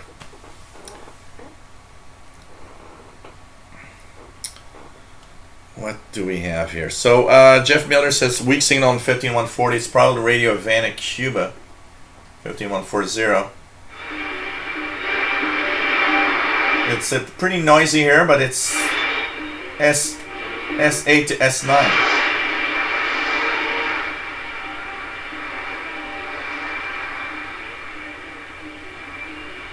Interesting, because it doesn't sound like Cuba. It sounds more like Oman. I know Oman is still there, I believe, 15140. Radio Havana, Cuba. Yeah, it's Radio Havana, Cuba is gone from that frequency at this time. It's Oman. Oh yeah, cool. Radio Sultanate of Oman. I thought it didn't sound like Cuba this time. So this from Europe, Radio Sultanate of Oman, 15140. It's some Arabic style music. 15140 with Middle Eastern music. I thought it didn't sound like Cuba. So Oman, really nice. NSR Ret, hello there. Love the shows. Located in Edmonton, Alberta. Last night I heard a lot of conversations around 8 to 8600 megahertz or kilohertz probably, not in English. And thoughts on who uses that frequency range and for what. 8000 to 8600, there's a lot of stuff there.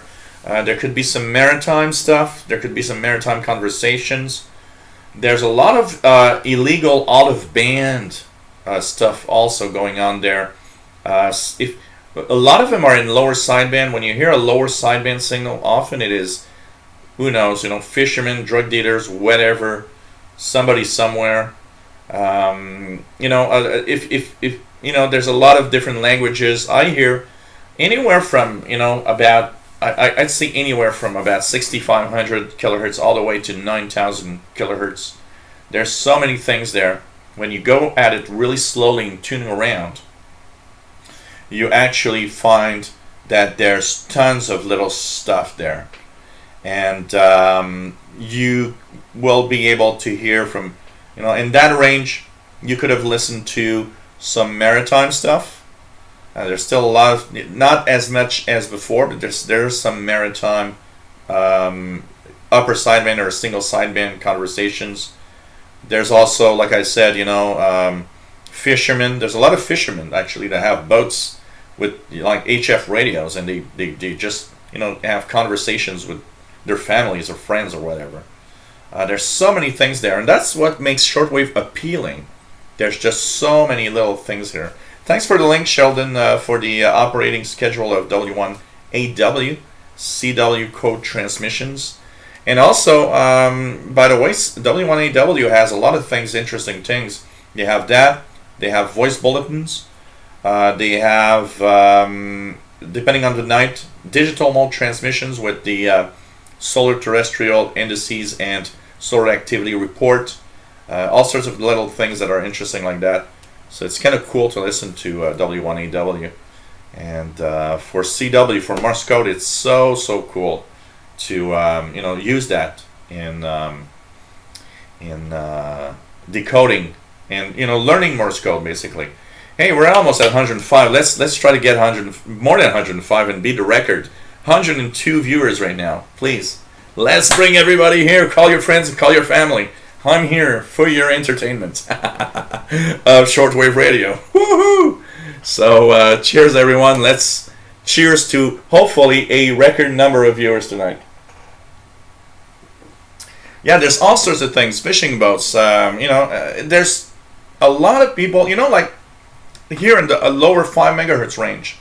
There used to be something called Radio Alma here in the 70s and 80s, and it was Bell Canada phone that had an HF link with people that were on fishing trips up north in Quebec, and they had conversations with their families and they would join in.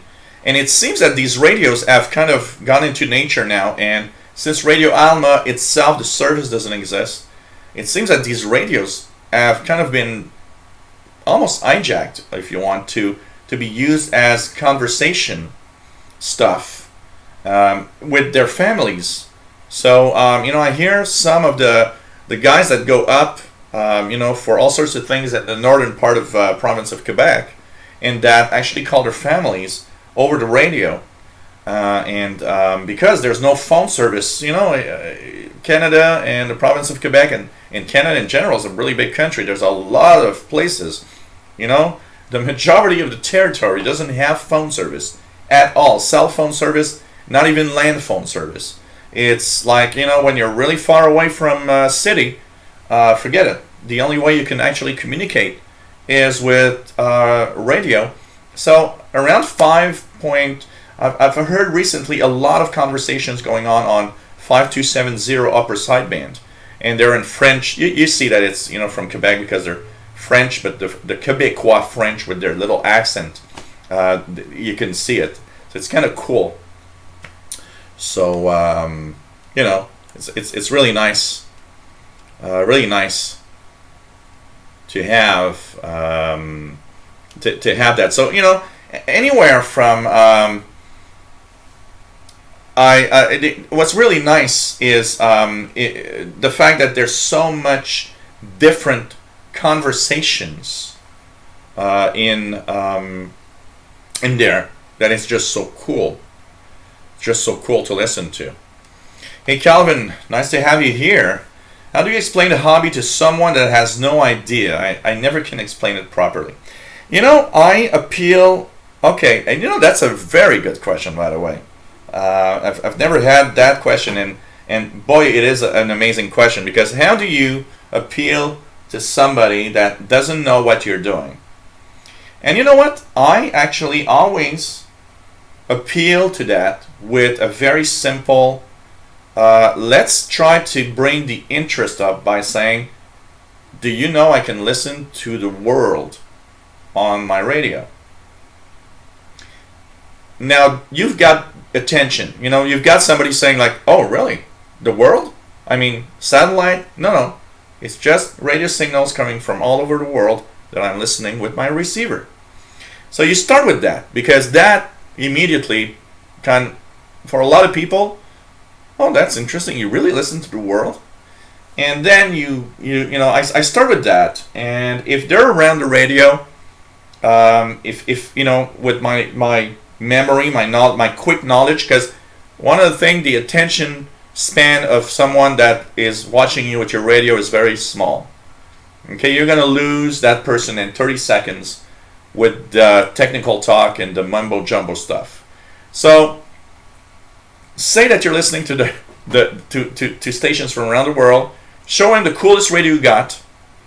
Okay, show them the coolest radio you got. Of course, I'll show them the icon, because it's always of, everybody's like, wow, that's a radio. So show them the coolest radio you got. Tell them you're listening for stations around the world. And, if you can give them a quick example of, look, that amateur station is from Greece. Oh, look, that's Radio Romania. You're listening to a signal from Romania in hopefully a language they understand. So it's like, oh, really? You can listen to that? You can do that? Because majority of people don't know it exists. The majority of people didn't know shortwave existed in the 80s, in the 70s. So imagine in today's modern world technology, there's not a lot of people that know shortwave exists. We're the people there that actually do that, and we're there to try to explain what shortwave is. So you can listen to the world on shortwave. Show them the coolest thing you got, Bring it out, the radio. Come on, show it. They're going to look at it and say, wow, that's one hell of a piece of equipment. They'll be surprised at what it is. But you got to keep the interest up, so no technical mumbo jumbo. Be down to earth too. I'm listening to the world with a radio. If they ask a few questions, you try to explain it as easily as possible. No, it's not satellite. It's signals bounce off a. If they ask me, a signal bounce off a part of our atmosphere. That's called the ionosphere, and they bounce from distant countries to here. And some stations like to broadcast to us and give us their point of view of what's happening in their own part of the world. There's amateur radio operators that can talk. If you're an ham operator, one of the coolest thing I think that you can do is if that person seems interested and ask a few questions, sit down and just send out a little CQ and say hello, and show them the QRZ.com page and say, hey, look at that, that's his call sign. Look at that guy is in that guy's in Norway. Oh, so cool. Or it's France. Oh, that you gotta keep the attention span up, which is very hard on technical stuff like this. You just gotta do it as simple as possible.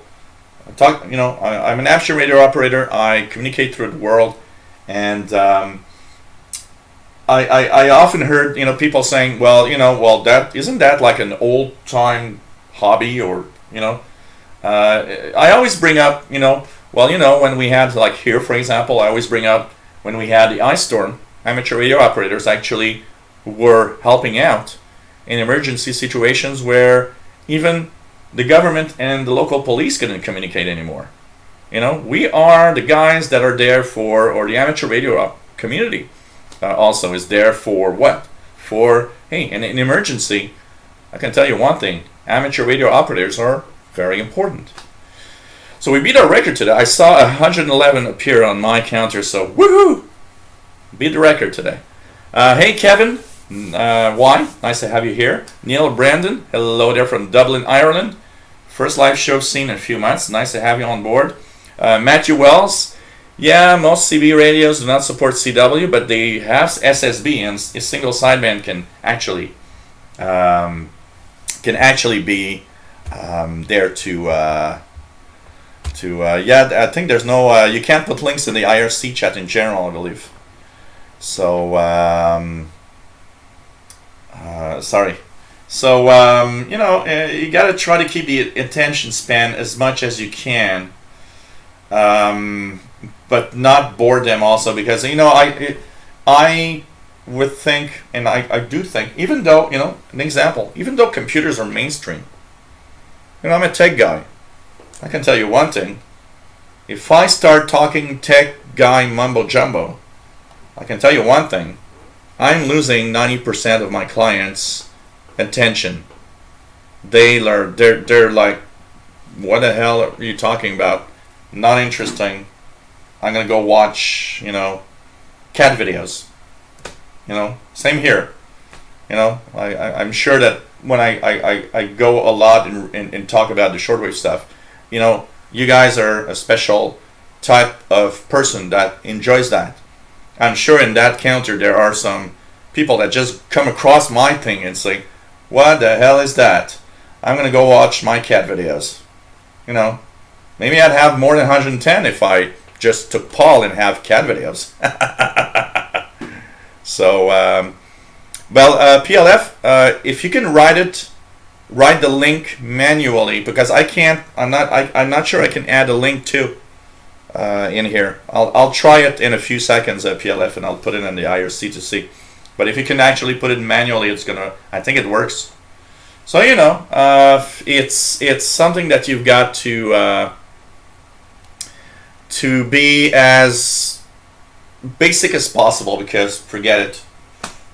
You're not gonna. Yeah, that's also something like Parrot Sailor. By the way, I forgot about that. But as we were talking earlier, the MARS, the Military Auxiliary Radio System, which is the U.S. Air Force amateur radio side, if you want, they also use 8 megahertz. So they could be in there from 8,000 to 8,600. But then again, you say they weren't in English, so that would not be the case. But if you hear English, it could be MARS, the military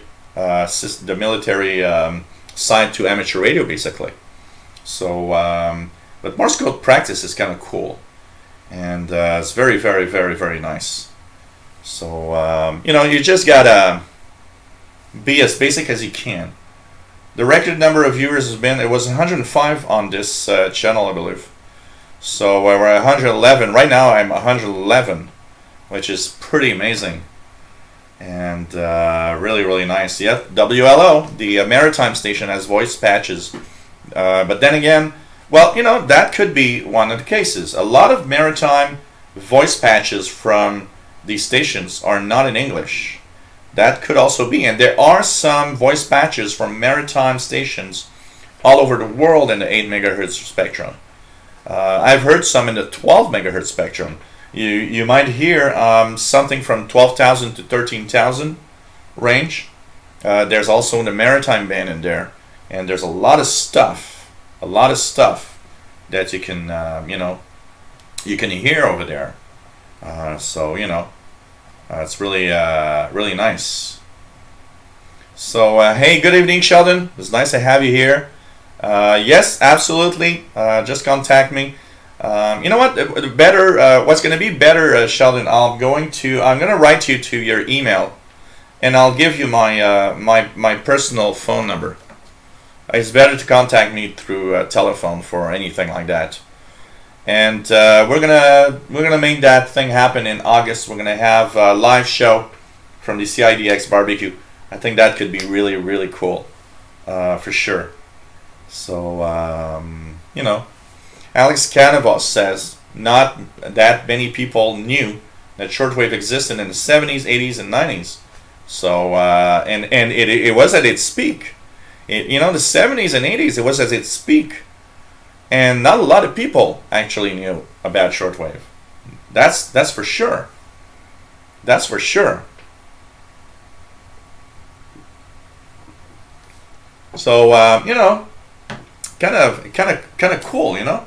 Of course, 70s were cool, 80s were cool. I started listening to shortwave in 1982, and I gotta say, boy, I was really, really. I'm happy to have lived. I'm happy to have lived on to that.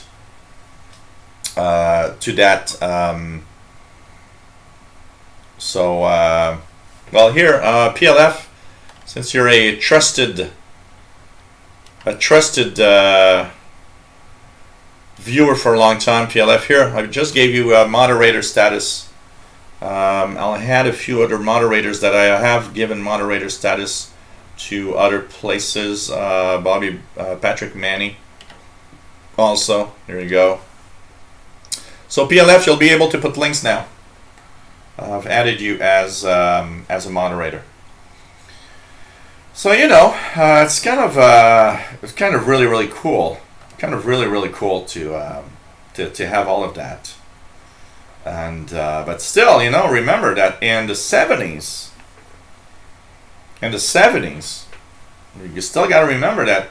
Imagine, shortwave was at its peak, and still the majority of people didn't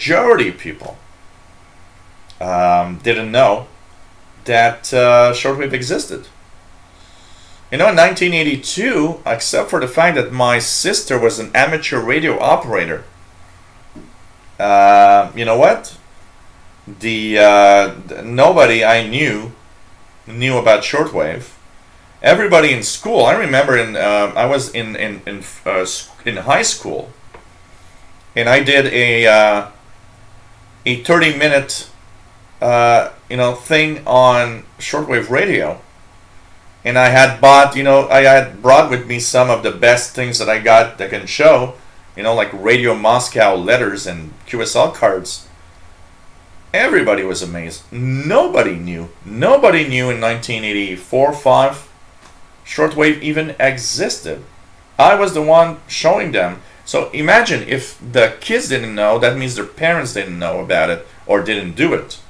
If they did know about it, so you know, it's something that that's very unique. And that part of it is true, you know, Kevin. Part of it is true, Kevin. Hey, Dean B1709, nice, good evening. And what's my dream communications receiver? I would say it's probably the ICOM ICR 9500. That receiver is such a beautiful receiver. I'd love one of those. But it's like $14,000, so it's not going to be here for the next foreseeable future. It's the price of a car almost, you know. But that would be my dream communications receiver, probably. And like Kevin Weiss says, Radio Shack was about the only place to have shortwave radios for many people. You know, and that's one of the things that's sad about having shortwave, not shortwave, but having Radio Shack disappear. Radio Shack was the only mainstream store chain that was also in small towns. in small villages. There was Radio Shacks everywhere. And of course, that means that things like that, even though today's Radio Shacks weren't like the ones before, it's still, it's still very surprising that,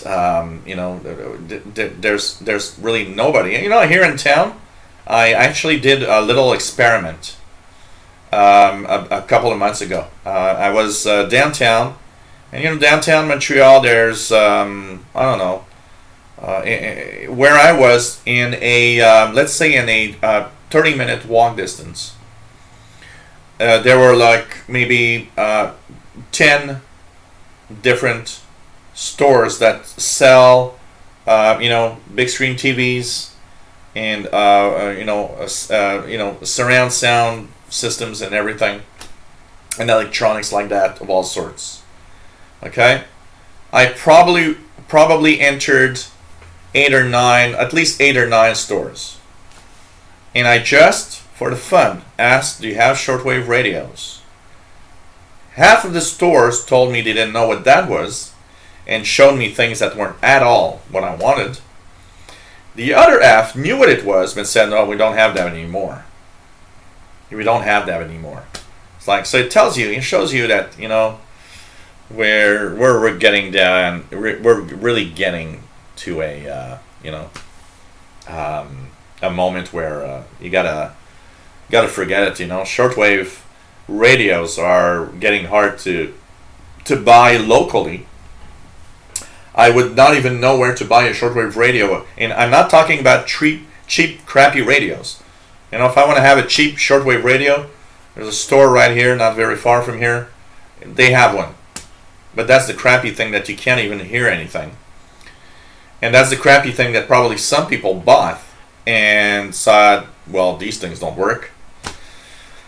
I'm talking about a good portable, a Sony or a Grundig or an Eton or a, there wouldn't be any Texans or things like that, but, in case there were, I'm talking about something that is decent to listen on. I don't think there's anywhere in Montreal I could have one. Here, there was one store, we have The Source here, which was The Source by Circuit City, now it's just The Source. They still had a few years ago some shortwave radios, but they don't anymore. They have them online, but not in the stores. And there was one electronic store that there was a Sony 7600. And that was a couple of years ago. They don't have shortwave anymore. I remember asking the guy how much he wanted for, and I remember the guy telling me, "Oh, these things don't work very well." And that shows you that people don't know much about what's happening on shortwave, I can tell you that. HM0 on at 16180 right now. Let's check it out. I'm not hearing anything personally, but so 16180 got nothing here. But HM0 Cuban Spy number. Yep, Cuban Spy is the easiest to hear. But I hear Russian and Polish spy number stations regularly also. If I follow the schedule, so that conversation that was going on with the BBC. On the AWR Wavescan show was very, very nice. And they asked, the head of BBC coordination, what about, how important shortwave was. And, it was interesting to see how she would mention that shortwave was still an important part of their broadcasts. But she was also always, almost every time she was talking about shortwave, she would add, "We are looking into other means of broadcasting." And I think that there's a lot of people that even there that don't understand the importance of shortwave. And I got to say, there's a lot of, unfortunately, a lot of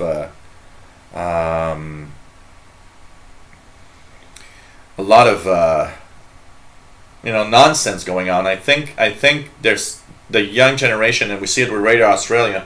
The younger generation doesn't understand shortwave, doesn't understand why it still exists. Personally, you know.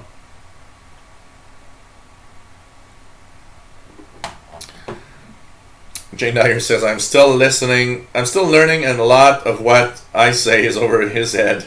But I keep trying listening. You know, ask questions also. Don't worry about that. Ringo Calhoun, nice to have you here. Scott George. G.I. Joe's had a G.I. Joe's that sold shortwave radios, but they're gone now. Yeah, shortwave radios, I remember when I started listening to shortwave, every decent electronic shop, every place you could buy a hi-fi system or a TV, usually had at least one or two shortwave models, that you could buy. I remember the Kenwood R5000 I was drooling on before I got it when I was young. There's a place called Radio Lorenz, downtown Montreal, which was the place where I could get my shortwave books. They were selling high-end audio receivers and TVs, but they had a little spot with shortwave books and shortwave receivers, and they even had the Kenwood R5000 for sale. That was kind of cool. And I remember drooling over that radio all the time until I got it, of course, in 1990. It was just amazing. So it's a hobby that's disappearing for sure, and it's something to think about.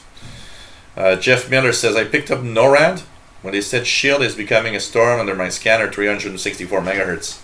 It's a couple of days before Desert Storm.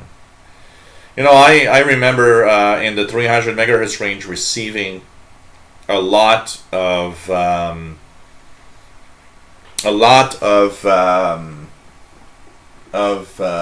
sorry.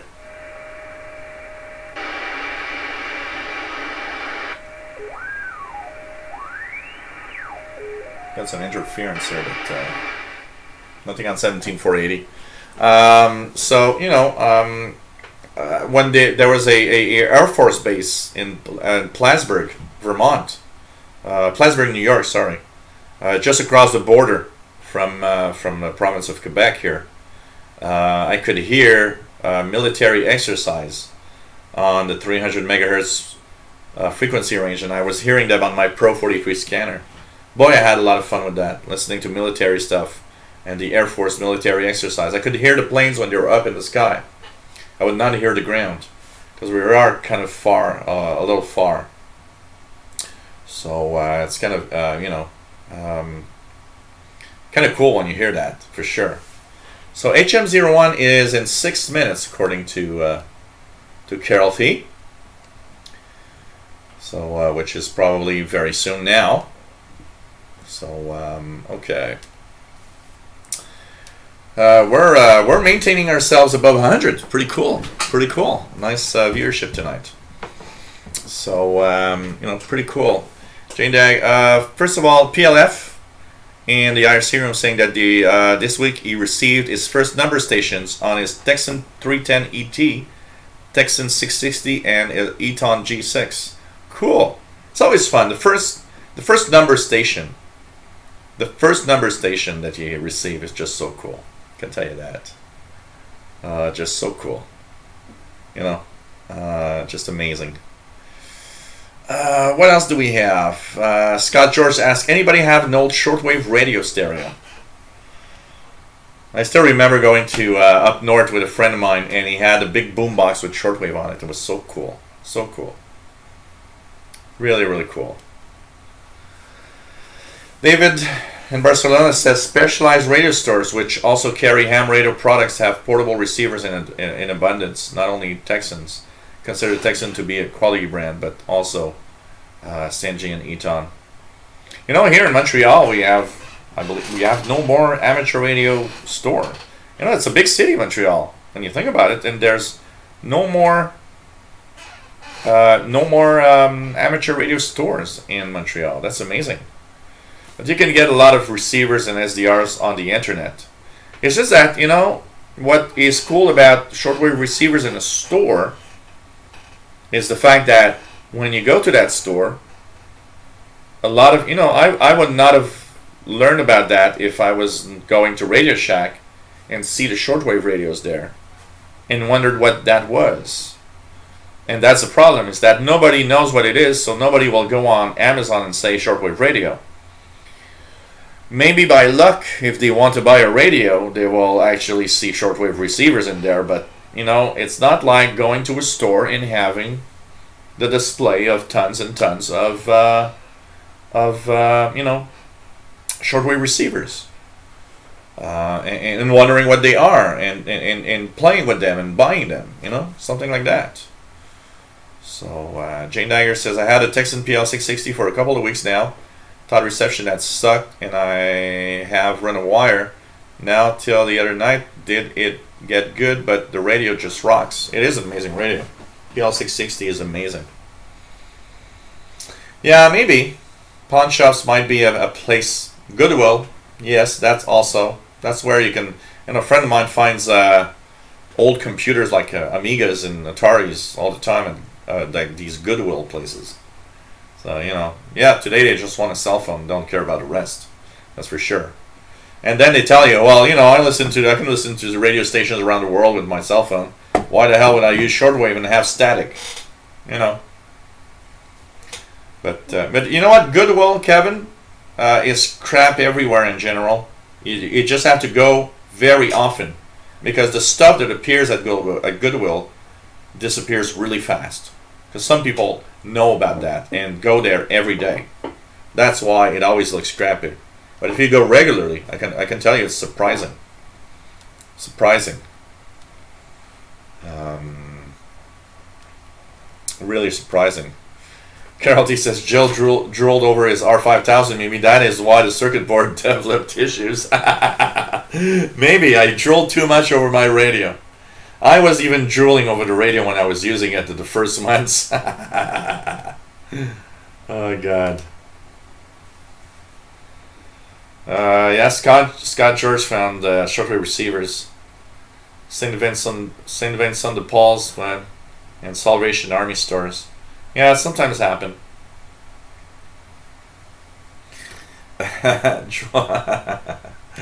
Oh God.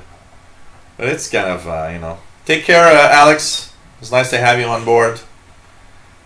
Cuban Lady active on 17480. Let's check it out. I've got an interference, but I don't have Cuban Lady. Propagation is not that great right now, so I'm not hearing it really well here. So Carol says very weak on the West Coast. Oh man, can tell you that. Okay, what else do we have?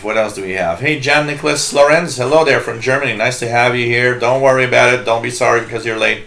You know, it's something that happens, and you can't always be there. Randall Klons, hello there. Yeah, 13089 is often coming in from Virginia, I believe. Is it there right now? 089. Let's check it out. Maritime weather.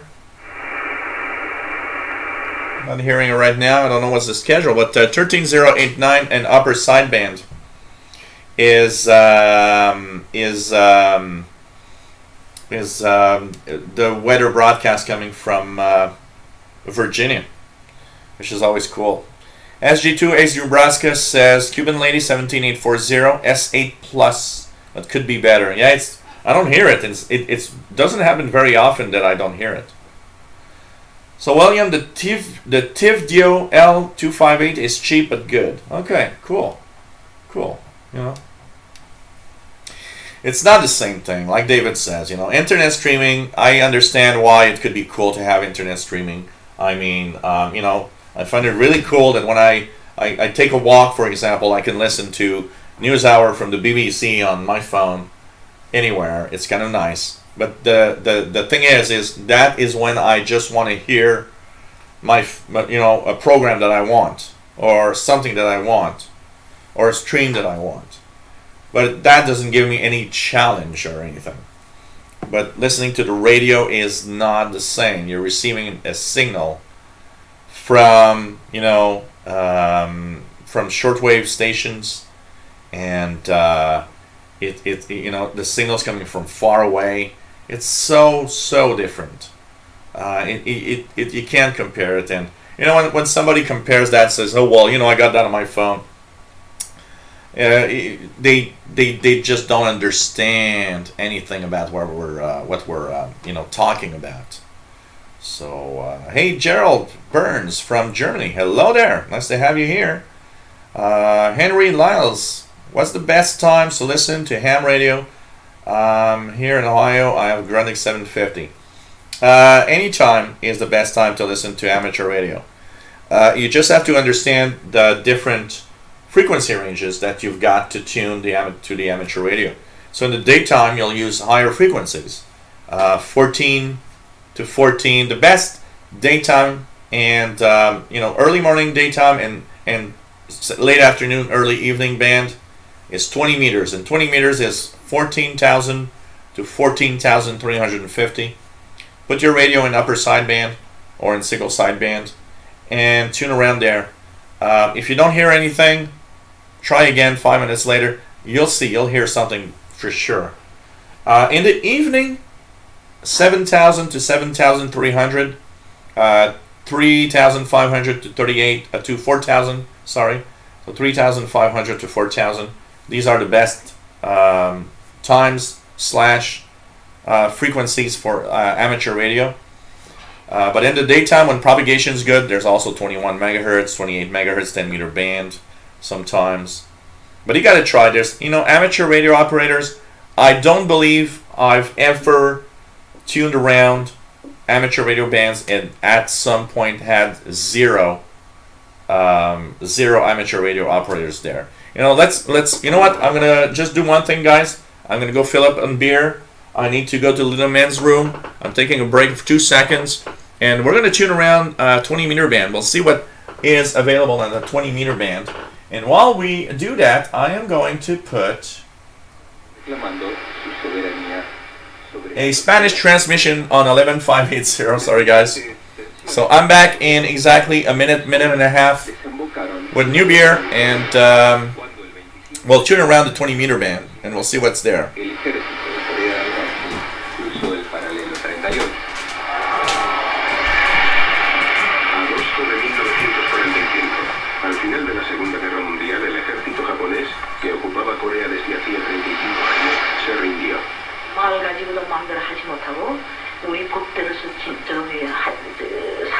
Durante la ocupación japonesa nos obligaron a adoptar el estilo de vida japonés, a hablar en japonés, a regirnos con las leyes japonesas. Cuando nos liberaron, recibimos a los soldados con los brazos abiertos. Las tropas rusas y estadounidenses liberaron Corea y, al igual que habían hecho en Alemania, se reunieron para decidir su futuro. Las potencias de ocupación, Estados Unidos y la Unión Soviética, acordaron dividir Corea por el paralelo 38 como medida temporal. Estados Unidos controlaba la zona sur de la división.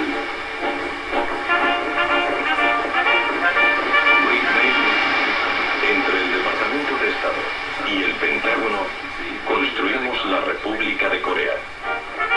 Los generales estadounidenses nombraron jefe de gobierno a Simon Rhee, un anticomunista de línea dura.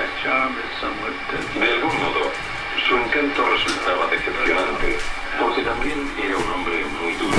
Hey everyone, we're back. Y muy patriótico. We are back.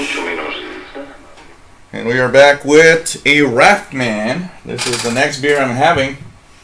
And it shows that these beers are kind of a little less alcohol than the Fin du Monde. They don't give a punch as much. This one is 5%, 5.5%. Raftman is the next beer I'm getting.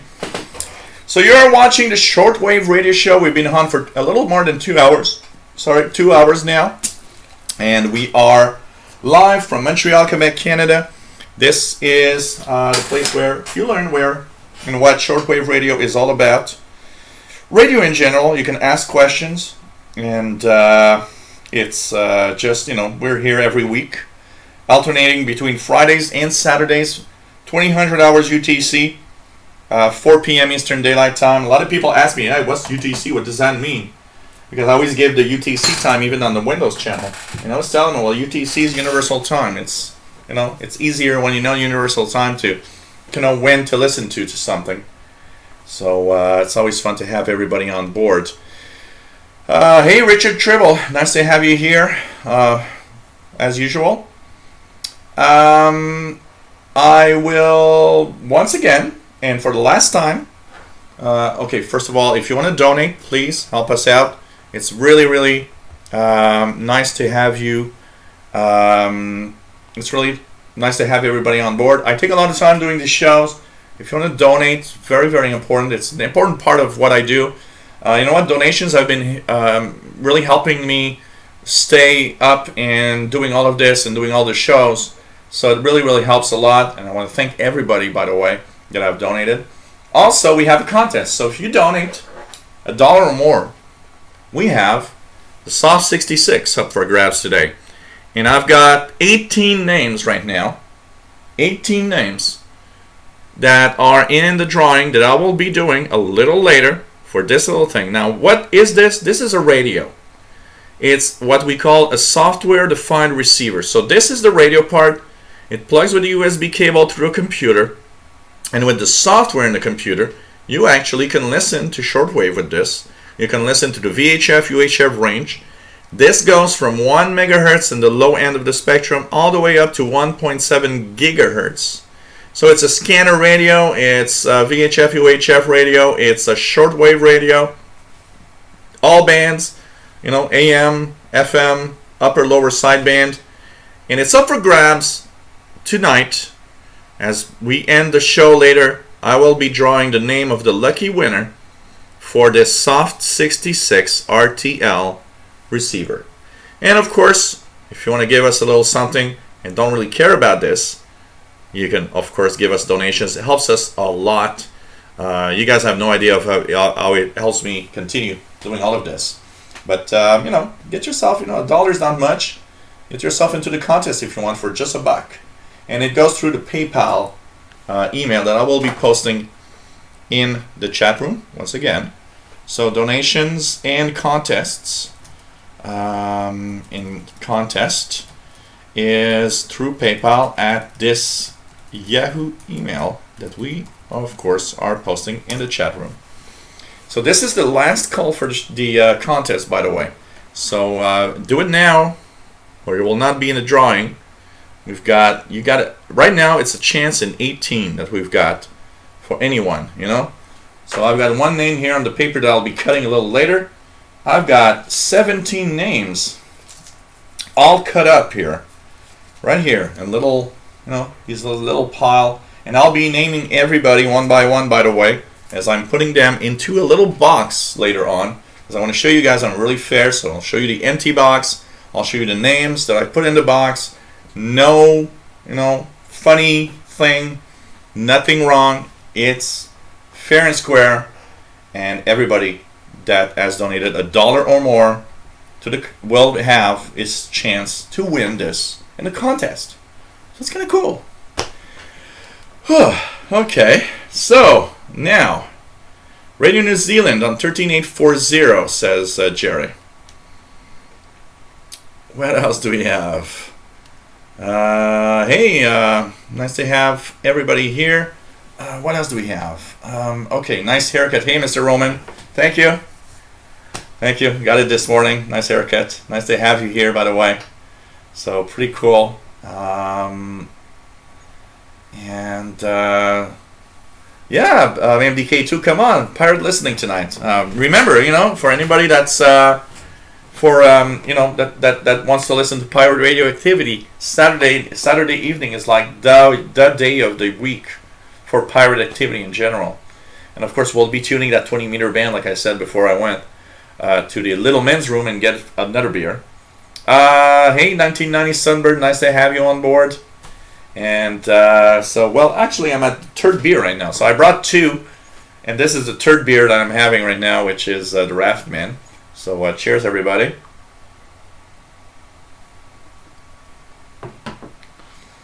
And so, you know, I'm gonna, you know, we're gonna transform this show into the Shortwave show to the Alcoholic Anonymous show. Everybody wants alcohol because they're watching me. Okay. 17855 shouldn't get HM01 for a little bit because 17855 is Spain, so it shouldn't usually, Tyler. You sure you had the right frequency? Kevin says 6925, there's a pirate station. Let's just try it. It's a little early here for that, but we'll try it anyway. Anything here? Not even a peep of a signal. Not even a peep of a signal here, so got nothing here right now. Oh, man. Okay. What else do we have? So how do you get in? Let's just go back here. So how do you get in the contest? You just go to PayPal. I said PayPal, but it's PayPal. So you just need a PayPal account. It's easy to set up, and from there you can send me at least $1. So you know,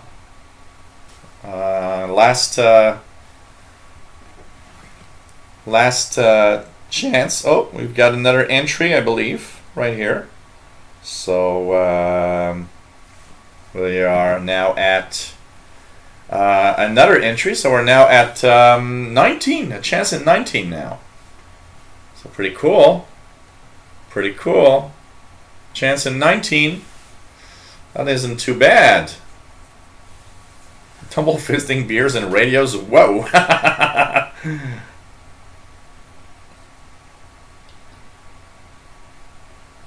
It is fun to do, Scott. Hey, Eric Cottrell, nice to have you here. WB1HBU near Boston, Maine. Massachusetts, sorry, Maine. Boston, Massachusetts. Been listening to the show on the phone as well. I was doing errands. Looking forward to seeing you at the CIDX barbecue. Absolutely. And we'll arrange it so we can have a live show coming out of the CIDX barbecue. That's going to be really, really cool. And, you know, we'll have, that's going to be cool also because all the CIDX members will have a little look at other CIDX members. And I think it's going to be real, real nice to set up a little something for that. So I'm looking forward also, really nice to have that. What language is 15230, Randall's asked. Let's check it out. 15230. Very weak here. Very weak. And if I look at the... hey, Triangulus, nice to have you here, by the way. I did not have the loop antenna yet. Once I get it, I will be talking about it. Don't worry. I'm looking forward. I was actually thinking about that this morning. It's been, what, 2 weeks now since I ordered? So, should be coming quite soon. 15230 at this time is Radio Havana, Cuba in Portuguese. So that should be Portuguese you're hearing, Randall. And it's Radio Havana, Cuba in Portuguese.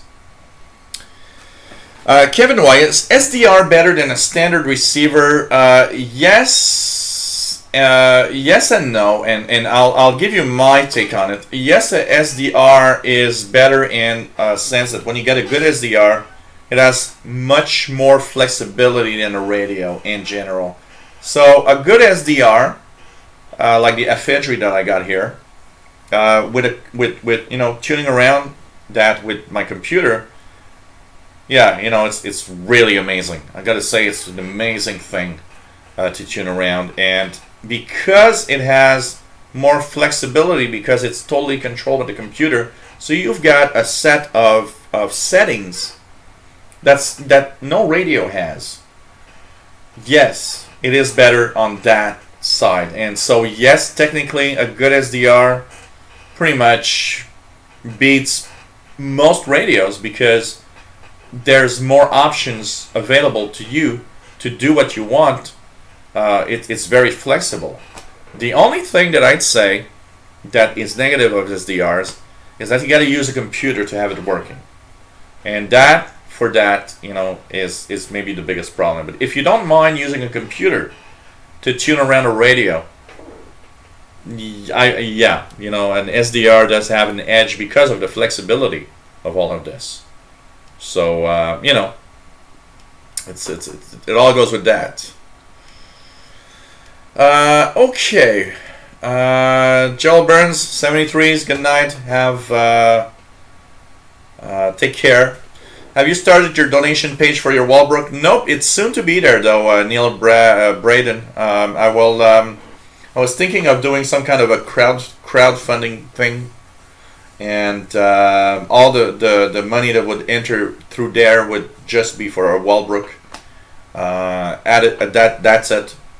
But we're gonna let time go. We're getting into summer. I'm gonna be probably taking, a lot of people are sad at when I say this, but I'll be taking probably a month off of live shows in July.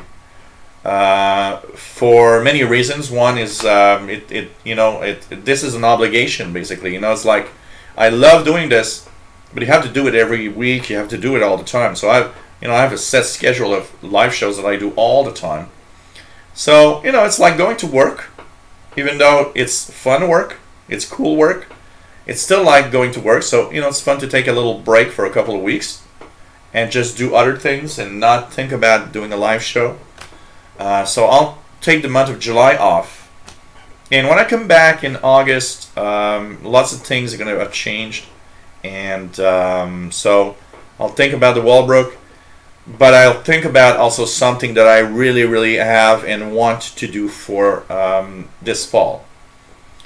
I have an idea of a shortwave broadcast, and I think my crowdfunding, the most important part of crowdfunding for me would be shortwave broadcasts that I would have. So I'd have live shows, or not necessarily live shows, but radio shows through WRMI or WBCQ, or maybe WTWW also. And I'll have, like several frequencies and times a week, which means I need money to pay for that every week. It's something I want to do, really. And that would come this fall. And for that to happen, though, I will need to have a little bit more of financial support for that. But I really want to do that. So there's many little things happening right now in my mind, for sure. So we're gonna check that out. Lots of little things to think about. But I'll be taking July off of shortwave shows, and I'll not just shortwave, but every live show that I do, just to get some fresh air and just get your mind off. And every time I've done that, every year I do it. I take about a month and a half off last year, I believe. It feels good. You come back, you're refreshed, and it feels cool, and it's fun again to do it. It's easy to fall into a little schedule here of live shows and get to a point where you're like, okay, I don't want to fall into the mode of just telling myself, well, it's a live show today, but I don't feel like doing one, because I consider this like being my job a little bit, more than a little bit. It's pretty much my job right now. This what I do here, live shows, and the YouTube stuff is right now my main revenue, and so it's my work. It's really my work. So that's why I'm a little heavy on the. I hate it. I'm a little heavy on asking for donations, but it's my work. So it's like if I want to pay the bills, Unfortunately, I have to do it a little, ask a little more and insist a little more on donations. But we'll have different things, coming through. For example, this the contest I'm having with the Soft 66 is actually giving me ideas of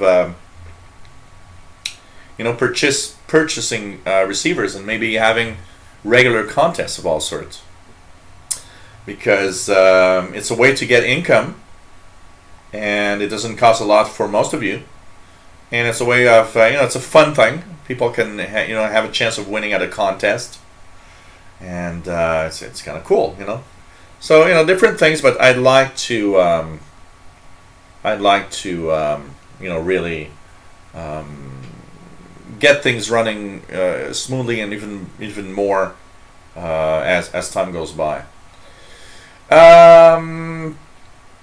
Radio Oleg has been there so many times in Europe. I've seen reports almost every week, if not every day, on 6955 in Europe. I've seen that many times happening. I've seen also our friend Jordan in Ireland reporting it regularly on the Facebook group.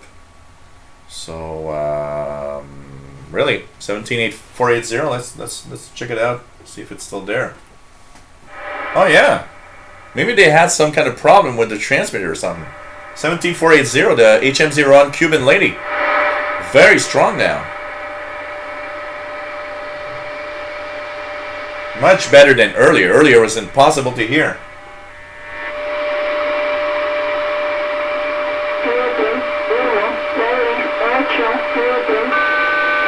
So the Cuban lady, 17480, not much better than it was earlier. Absolutely. So now it's really, really, really strong. Like Ethan Best says, 17480 went from undermodulated to overmodulated. Maybe that's what's happening. Abundant Fun 444, hey there, nice to have you here. What does FM AM mean? Okay.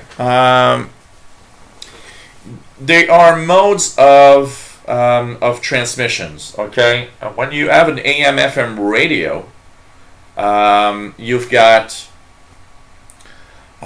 one that is amplitude modulation. What does that mean? And the other one is frequency modulation. So on AM, you've got a signal and a frequency, and what you vary is the amplitude of that signal. So it's like getting wider when you talk, depending on the frequency that you're talking about, that you're talking. So we have a frequency range in our voice and music. So amplitude modulation means that if you talk louder, it kind of makes the signal, the audio, the amplitude or of that signal wider, a little wider. Okay, and that is what most shortwave transmissions, international broadcasters do. That's what the AM band is about. It will widen that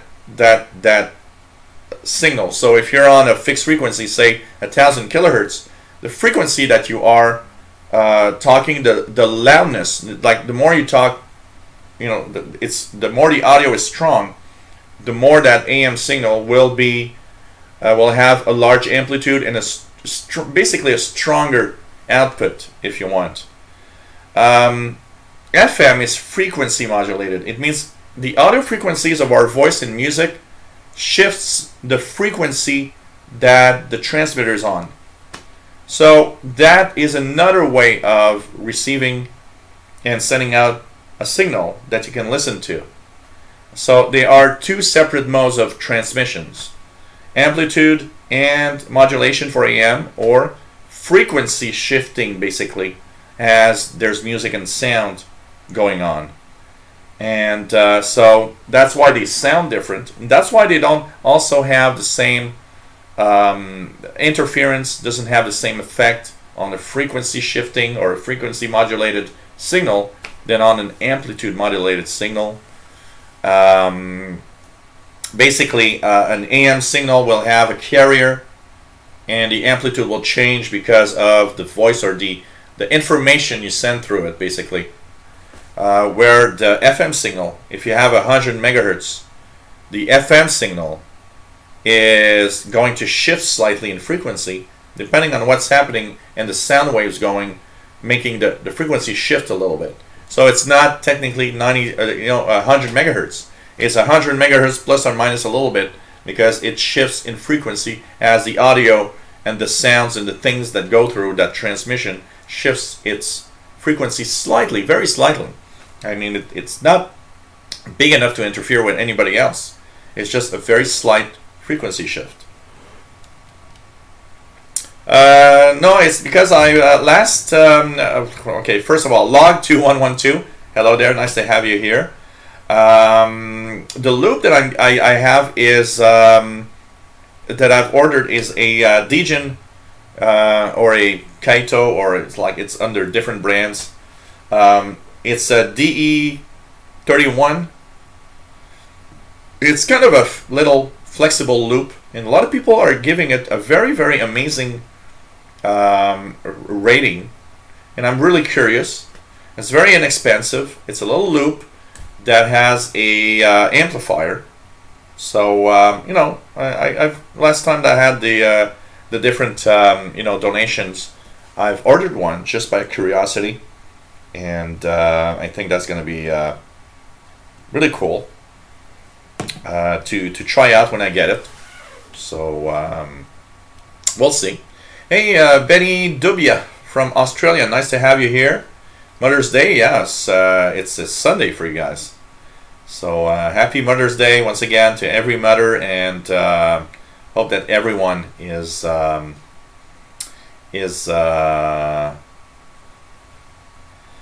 to have a nice Mother's Day also, and tell their wives that are mothers, or their mother how they love them and they're fantastic women. I think that's important. And for those that, and for those like me that, lost their mother a few years ago or many years ago, just a little, good, nice memory of, beautiful memory of, think about a beautiful moment you had with your mom. I think that's something cool. That was something really cool. Here's David's explanation of AM. When the audio signal modifies is the voltage of the signal. So, it kind of gets stronger as you get stronger, In FM, the sound, the frequency is shifting slightly around the frequency that you tune. So, AM, when the audio signal modifies its voltage, or kind of maybe the strength of the signal a little bit. And FM, it varies the sound. The sound varies the frequency slightly. That's pretty much it. So really nice to have you here. What else do we have here?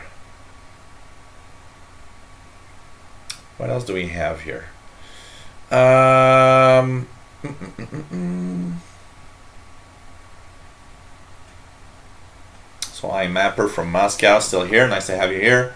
Mike Westerfield, hello there. Nice to have you here. So Ghost World says, even though it's the second time here, I gotta say I think I will appreciate your efforts immensely. Well, I hope to.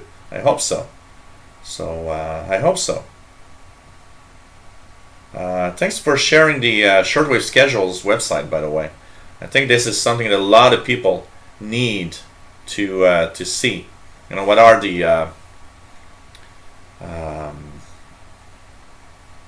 different websites available for getting the schedule. Is there an easy software package for SDR on the Mac? Early experiments have proved tricky. I've seen some people on the Mac use it. I have never tried it on my Mac. I would have to ask Fastload if he's still there in the chat. He might have done it. I've never tried the Soft 66 or any SDR on a Mac computer personally. So Neil Braden says, do you have any other YouTube channels with live shows? The only live show I see is on this channel. Yeah, I have live shows on the Windows channel. I've got a Windows channel. On the Windows channel, I have live shows on Tuesdays, which is tech show where I answer tech questions. 1900 UTC, 3 p.m. Eastern. I have a Windows Insider channel where I have the Windows Insider show, 6 p.m. Eastern, 2200 hours UTC. This radio channel for the radio stuff. I have a VHF UHF channel that I had some live shows for a while, but took a little break. So pretty much, that's pretty much it. So let's check it out. Somebody else has entered. I see got another entry here for the contest probably. So I see the little P sign here, the PayPal sign on my phone. So there are a few more entries coming in. And since there's a lot of people asking, once again, I'll do it for another time. If you want a chance to win this little software-defined receiver, this is what we call the Soft 66 RTL, 1 megahertz all the way up to 1.7 gigahertz receiver. So you can listen into your local police. You can listen into amateur radio repeaters on 2 meters, 70 centimeters.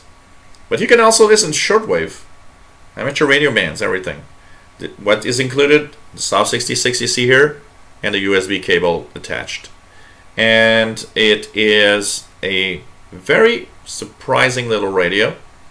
It's a SDR, so it's a software-defined radio. You plug this on your computer, you install SDR Sharp or HD SDR, you install the special driver with Zadig, and hey, you tune the world with this. And you guys are going to see that this thing, whoever wins this, is going to find that this thing is very surprising for what it is. It is a $40 US receiver, but don't get fooled by the $40 price. Really amazing. And I'll be sending this Monday to our lucky winner with a tracking number and everything. So hope that hope that you enjoy. And of course, to get one of those is to to be in the contest, I should say, is $1 donations or more. The R8500 would be nice for 99 cents. No, Jerry, don't count on it. Oh, God. So, oh, really, Jerry? Getting older tomorrow? Well, happy birthday. I was about to say congratulations, but, getting a year older, I just stopped and said, well, congratulations on getting a year older. I don't think, I feel for you. I know what it is. I'm 48 now, and time really flies, I gotta say. And someday all of us radio buffs will not be here anymore. That's sad when you think about it. So let's just enjoy our shortwave radios and our cool moment together. And all I gotta say, I am honored to have shared and share all of these moments with all of you through YouTube. And cheers, everybody. Let's just enjoy our moment we got together on this planet.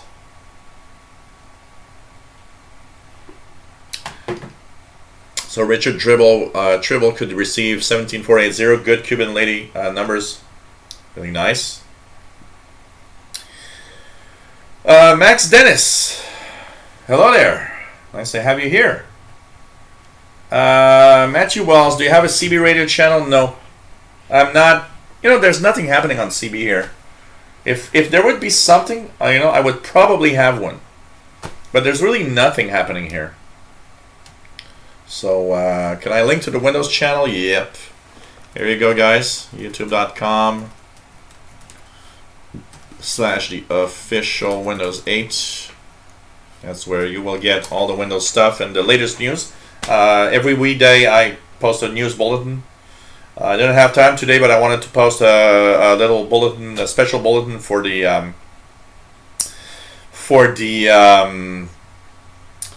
the big hacking going on around the world with companies that are careless and didn't update their systems because it's just so stupid. Because that fix to the flaw used by the bad guys has been released in the month of March. So these companies, you know, should have updated their systems until now. Can tell you that. So take care, Patrick. And it was nice to have you on board. And if you're a winner, don't worry. I'll let you know. Hey, FB Lassie, nice to have you here. Love the show. Thank you very much. Much appreciated. Get Mom a shortwave radio. David Arden, that's a good idea. You know, no flowers. Shortwave radio for Mom tomorrow. That's pretty cool. Oh God. What else do we have here? Let me just check it out. Germinham on 14270. Let's check it out. 14. Let's tune around the 14, the 20 meter band. Okay, we're gonna tune around the 20 meter band. Yes, of course, Ghost World. I listen to the Security Now every week. I have several shows on the Twin Network I like every week. Windows Weekly, Security Now. Sometimes Google, This Week in, I like This Week in Tech. This Week in Google, depends. But there are a few good shows there. For sure. Hey, by the way, I'm gonna ask you guys: has any of you done your little sending a a report or a letter or an email to a station that we talked about last time? I've sent a few, and I don't know if you guys have sent a few reports for sure. And oh, that'd be nice too. Paul Nardelli says would be nice if we could have pictures of our shacks posted somewhere so everyone can share. That's true. Pretty cool. Hey, Chris Little, nice to have you here. And says haven't been on in a long time. Been busy working. Yeah, hope you're well, and it's good to the show is still going strong. Yep, really nice, and nice to have you on board, man. Really cool.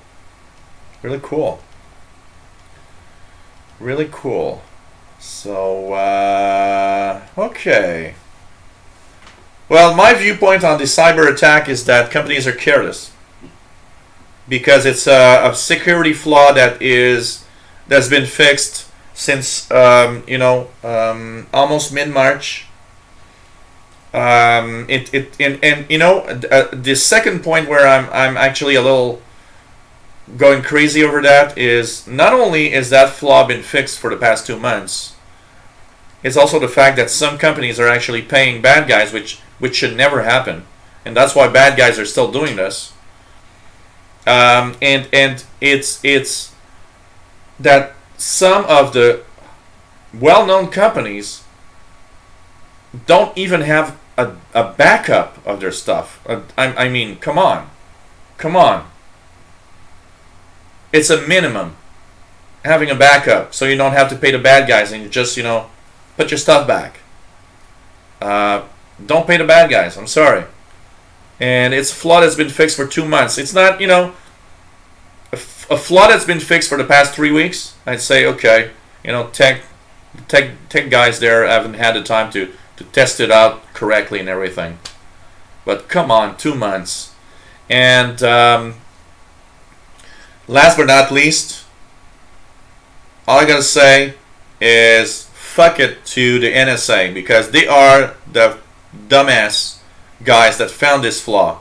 And that's exactly why I hate these guys, because you find flaws, don't say a fucking word, because you of course want to spy on us and leave the rest of the world vulnerable because you idiots at the NSA think that you're safe and nobody will ever find anything. That's all I gotta say, okay? And now I'm gonna stop talking about it because I'm gonna get mad and just use the F word too often. That's all I gotta say. Okay? That's all I gotta say. And these companies, they're dumbass companies. I can tell you that. They're really dumbass companies. Okay, let's tune the 20 meter band a little bit. See if there's anything interesting. Well, there's our RTTY contest, and hey, we're talking about sounds of shortwave a little bit today. Here we go.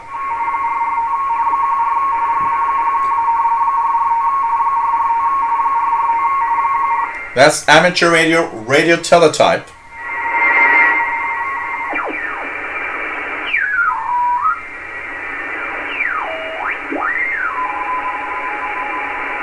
So there's a radio teletype contest this weekend for sure, because there's a lot of them. What else do we have?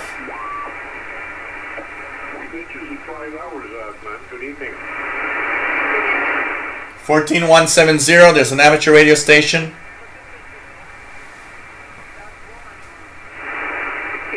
That's the kind of rain you go outside and take a shower in, bud.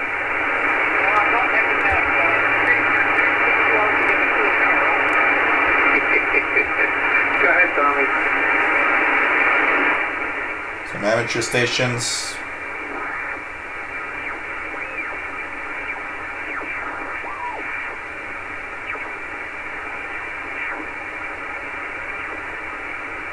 Not too much activity here.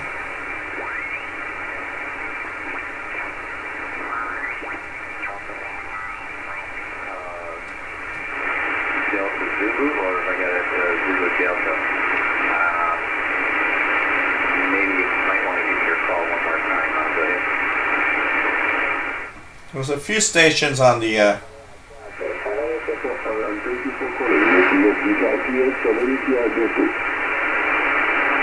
a few amateur stations. 14205.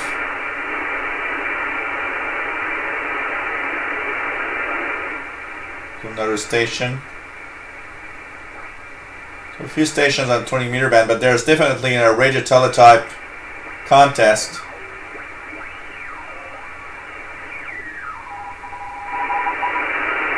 Radio teletype contest, you can hear here. So a few stations on the 20 meter band right now. What else do we have here?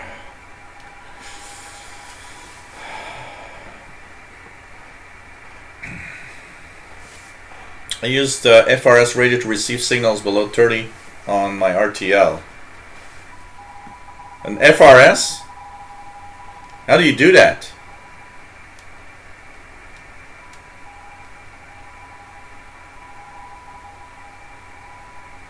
Absolutely, PLF. If they have updated Windows, we would not even be talking about it because they are using a security flaw in Windows that has been fixed by Microsoft in the month of March.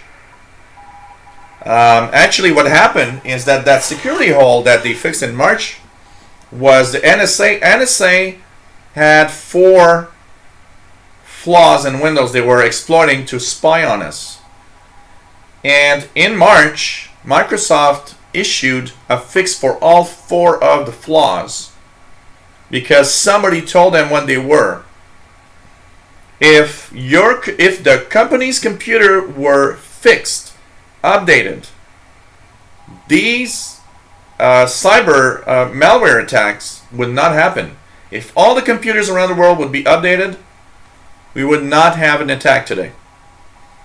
And not just that, there's a bunch of those that are Windows XP machines. And Microsoft actually did something exceptional today. They decided to release a security fix for Windows XP, which they have not been supporting for a while. So that gives you an idea of how, some companies are still running Windows XP, and a lot of companies are careless about updating their fucking machines. I can tell you that.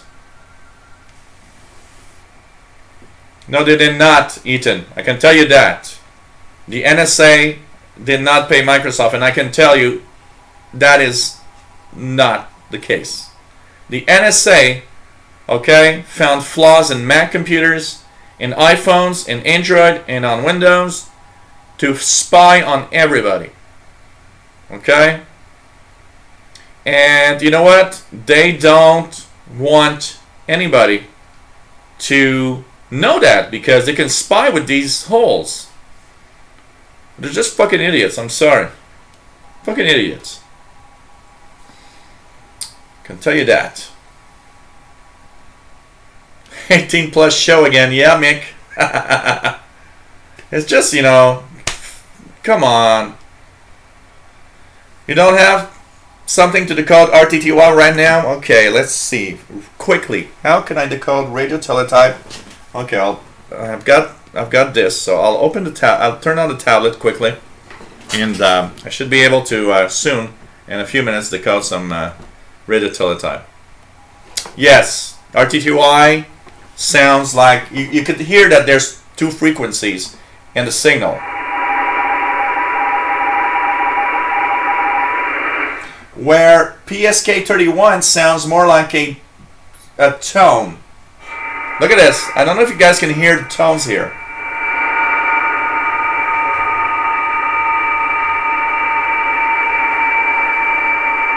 Now in there's several PSK31 signals. There's more than one. There's several. So a PSK31 sounds like a kind of a continuous tone with a very slight shift that you can hear inside with your ear.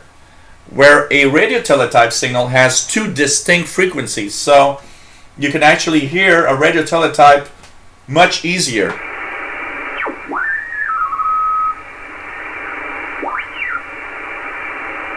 You know, when you listen to a radio teletype,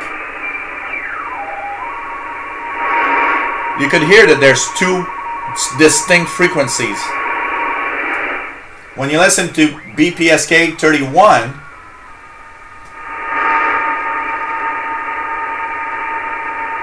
it's kind of continuous tones with a very slight change in the frequency.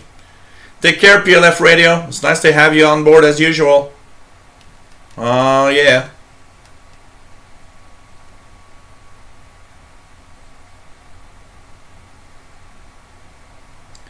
It's nice to have everybody here. Hey, Jeff Miller, bye. Oh, no. It's PLF to sing bye. I thought the same thing as adult people. Man. So it's, yeah, we could say it's kind of a very fast, but it's more than that. It's very unique in its way of doing things. Of you know, it's a frequency shifting and tones. Try 14255. 14255.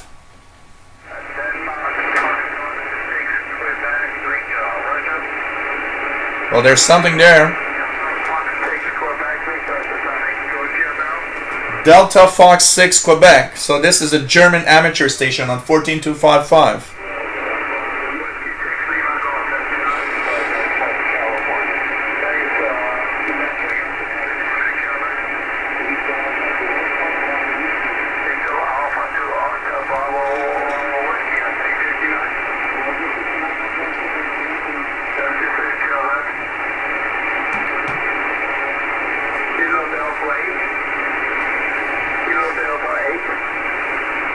So there's a German amateur station, 14255 upper sideband.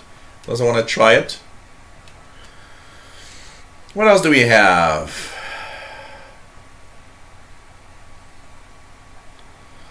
No Windows 11. Can tell you that, Tyler. It will never happen. Windows 11 is never going to be there. Windows 10 is last Windows operating system. Yeah, with multi-PSK and FLDG, it's easy to decode. Let's just try something here. I've got my, this is a cheap $100 Windows tablet. So I will start FLDG. If I can start it here. Here we go. And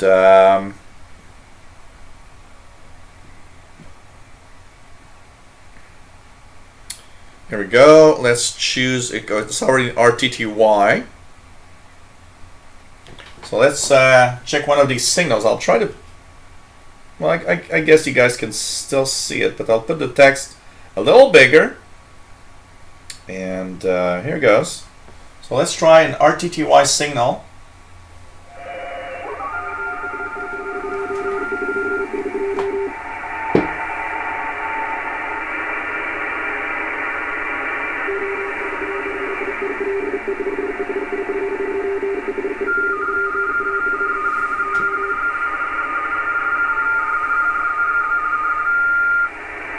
So the one that's more high-pitched, I'm going to try to decode it.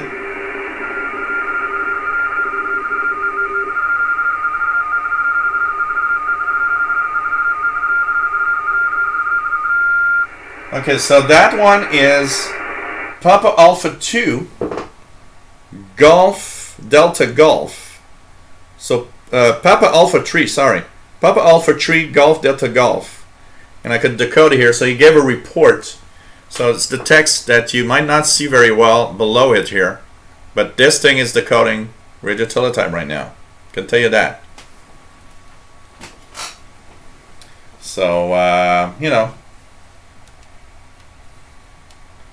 Nice to have a little decoding. So multi-PSK, FLDG is, you know, two great pieces of software to decode radio teletype, you know, PSK. All have, you know, FLDG is a nice interface, easy to use. Multi-PSK has more modes, has the worst interface in the world.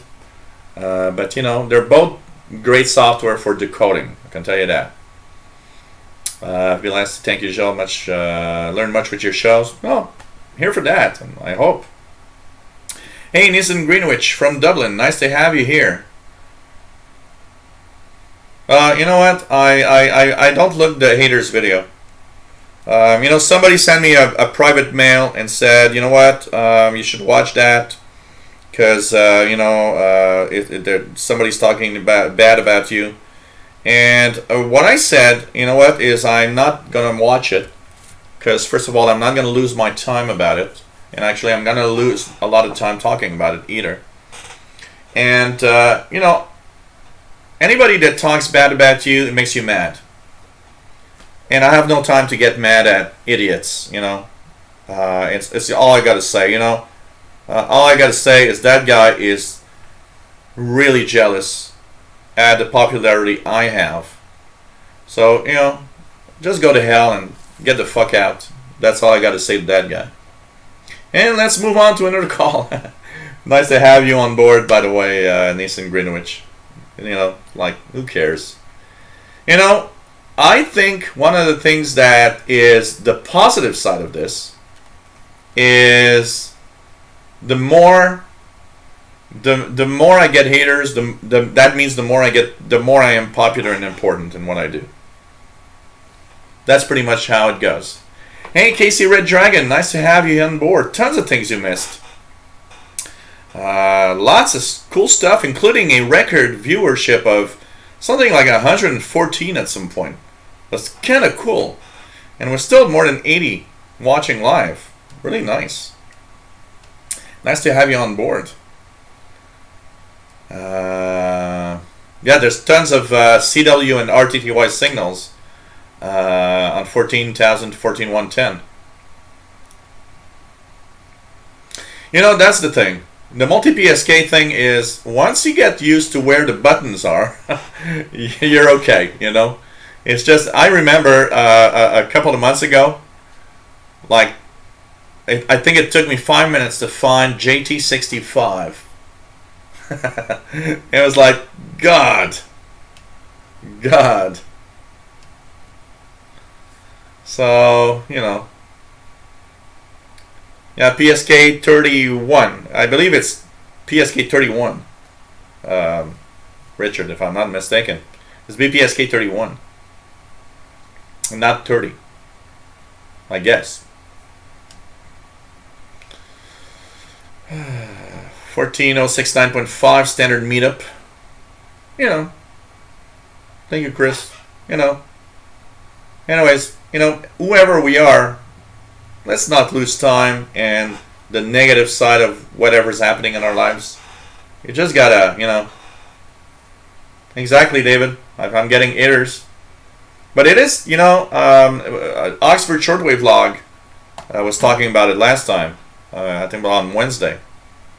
And it's when you start getting hitters that at first it's hard. Because at first it's like, it hits you right in the right spot. Not counting that there are some idiots on YouTube and on the internet that have the exact correct words to just make you feel like the worst asshole in the world. And like I was telling him, because he's hit by that. I've got a Finnish idiot. He's got an Australian idiot. And at some point, you learn how to let go and just ignore. And the more you ignore, the better it is, because it gets him mad and you don't go crazy. That's all. It's been going well. We've been tuning the bands, Alex, and everything. Welcome back, by the way. So the fixes pissed off the NSA and they did the attacks to make... No, that's not exactly what happened, Jane Dagger. What's happening is that the NSA had... okay, there's a... We're not in the Windows channel here, but anyways. There's a gang that is controlled by Julian Assange. That's called the Shadow Brokers. These guys got a hold of the NSA hacks. And the reason they got a hold of the NSA hacks is we do think that somebody, a contractor of the NSA, decided to leak all of the hacks the NSA had against all of the devices we use. And the NSA would use that to spy on us easily. So Shadow Brokers started leaking documents of the NSA hacks.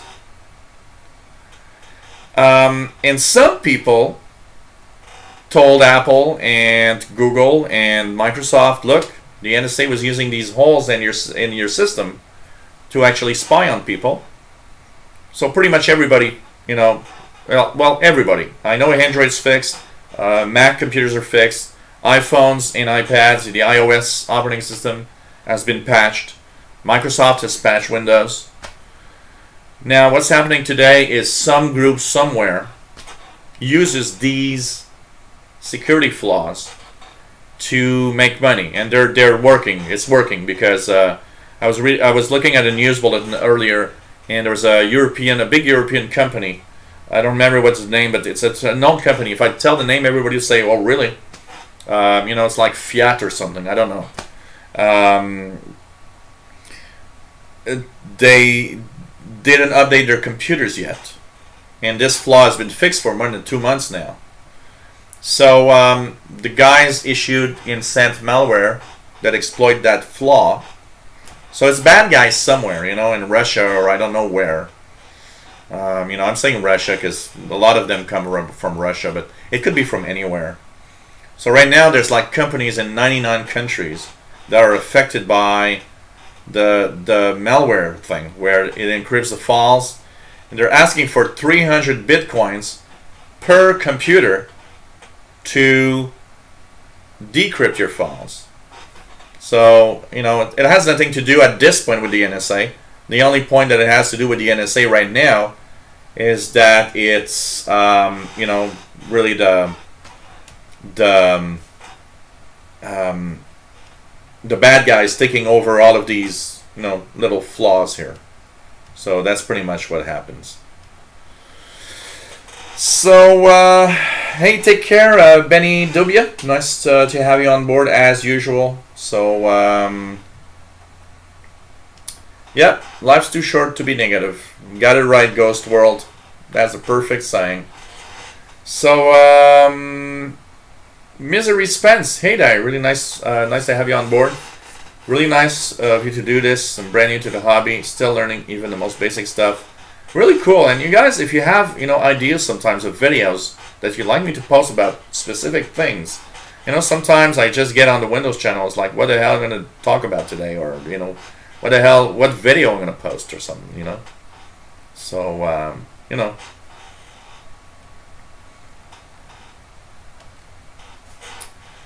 I gotta say, yeah, PSK 31.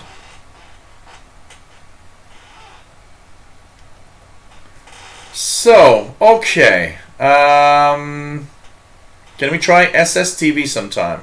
Absolutely, I can try it just now. Hey, DJK Solo, nice to have you here, by the way. Let's see if there's something here for SSTV right now. You know, SSTV is that hit or miss thing. What I do usually is I post my radio around 14 to 30 upper sideband, and I'll leave it there. That's how I'll get some slow scan TV sometimes. And it's funny because it's all or nothing. So it's like you can have tons of SSTV images being sent out, or nothing at all. So you know. Well, Tyler says PSK is also used in the radio data system, the RDS system. Huh, interesting. Interesting. So, hey, pretty cool. We're having a great night. We're 3 hours and 5 minutes now. So, okay, let's check it out here. What we will do, okay, got another entry here. So, here's the thing. I'm going to say it for the last time. And we're going to wait a couple of minutes, and we'll do the drawing. We'll add the people that just entered for the last time. And of course, oh, there is some slow scan TV a bit there. But it's very weak. There is a slow scan signal right now. But it's too weak to really be decodable. So before we go, I'm going to do the drawing. And you can win this superb Soft 66 software-defined receiver. Looks like a very little circuit board that you're like, what the hell is that? That is an amazing little radio, actually. So it comes with a USB cable. And we are having a contest tonight. Some lucky winner will have this SDR, software-defined radio. So you plug this on your computer, you start the software, and you're tuning shortwave bands or VHF, UHF. So this is like a scanner radio. It's like a you can listen to some local law enforcement stuff or amateur radio repeaters. You can listen to shortwave with this. It is a $40 US radio. Don't be fooled by the $40 thing. It is amazing, amazing. For what it is. So if you want to have maybe your first software-defined receiver, if you want to have this little thing, there's a contest, and I'm gonna name a lucky winner in the next 10 minutes. What do you have to do to be in the contest? Give me a donation of $1 or more at the PayPal, Yahoo email that I will post in the link, the chat again. So last chance contest is send a PayPal donation of $1 or more to this Yahoo email that I just posted on the chat room, and you've got your chance to win it. And of course, I'll be contacting you. I'll be sending that out Monday. With tracking everything, I'll be contacting you, giving you the tracking number so you can actually follow your package. And let's hope that the lucky winner is happy with this little SDR. It's going to be cool. So, yes, of course, Richard, your name is there in the contest. You've been extremely generous. Of course. Of course.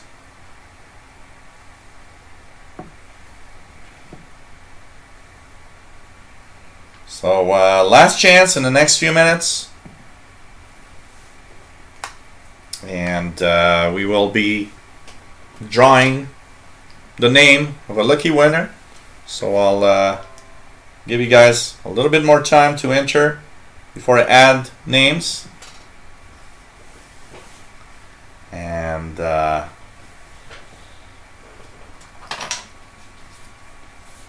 we'll add, and I'll be reading the names, by the way, in a few minutes of everybody that is in the contest. So you know, I can tell you that.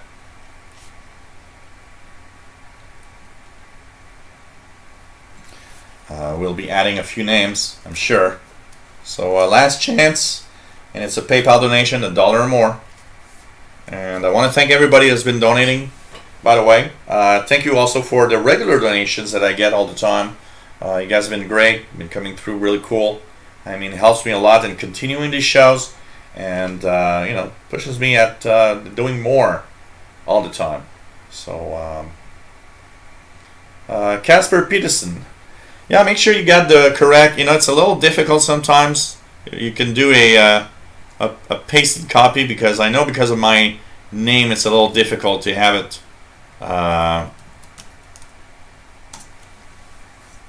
in whatever currency you want. Casey Red Dragon, doesn't matter, as long as it's $1. It amounts up to $1 or more. That's all.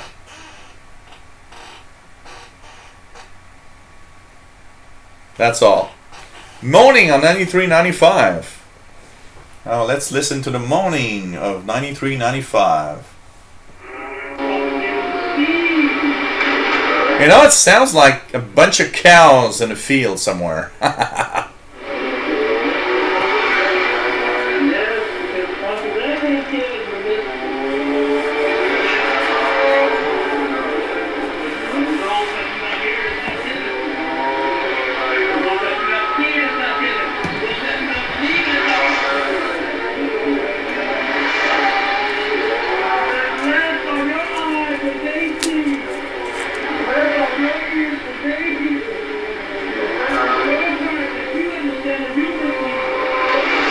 Tell you, I'm pretty sure if you actually just put yourself next to a bunch of cows, it sounds the same. Well, actually, you're right, Bullfrog. I should not insult the cows. I'm sorry. I did insult the cows. I'm sorry.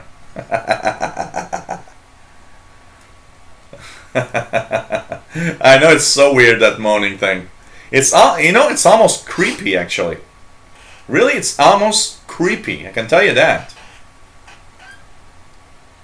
Craig Mack joined Brother Stairs cult. Really? My God, this is horrible. I don't know, but this is horrible. So hey, a few more minutes before I close the contest. I'm gonna go to the. I'm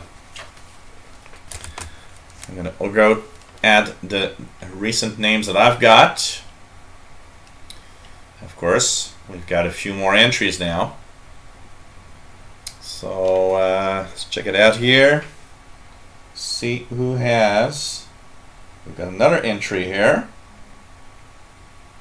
Okay, check it out.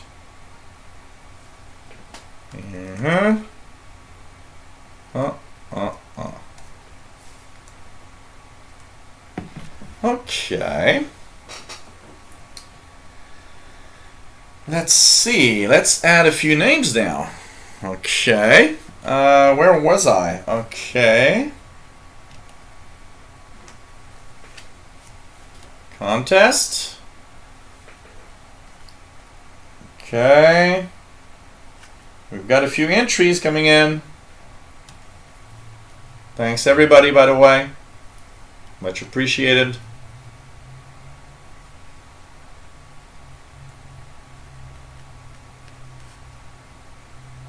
And we are going to, in a few seconds,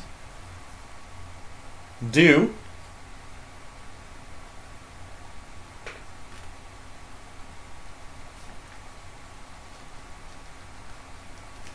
soon have a lucky winner for the contest.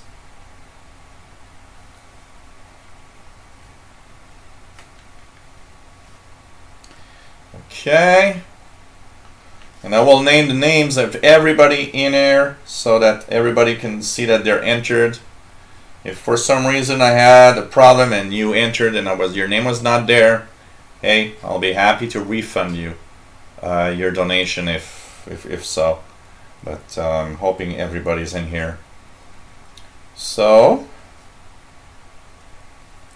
last few seconds. Really nice. Okay. Okay. Let's cut out the names off of this page. So if anybody has a last minute entry, it's almost time. Almost time. So I need, where did I put the scissors? Oh, they're here. There we go. So let's cut out the names. Cut out the names once again. And of course add them to the contest, as we are going to have a lucky winner for Soft 66 RDR, SDR, sorry, RDR, what the hell? Soft 66 SDR. I think that's going to be real cool. And a lucky winner. We'll have that arriving in a couple of days or a couple of weeks, depending where you live and everything. So, to give you guys an idea of the contest, okay? Let me give you guys an idea here. The number of entries I've got right now for the contest. Okay.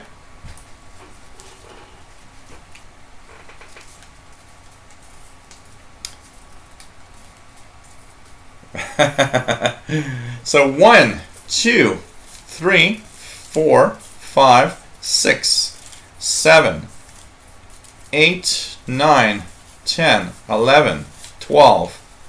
We got 13, 14, 15, 16, 17, 18, 19, 20, 21, 22, 23 entries right now. 23 entries right now. Well, technically, yeah, KC Red Dragon, because technically there are some amateur radio gear that are software-defined receivers that transmit. But, you know, and Tyler says the ACK RF does transmit. So, interesting. Kind of interesting. So the names are for the Soft 66 Matthew Stratford. Nice to have you here. We're having a little contest. Donation of $1 or more for the Soft 66. You know, it's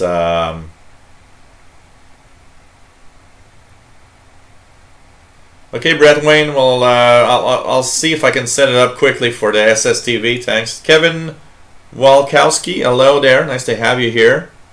$1 or more donation to get in the contest. Very important.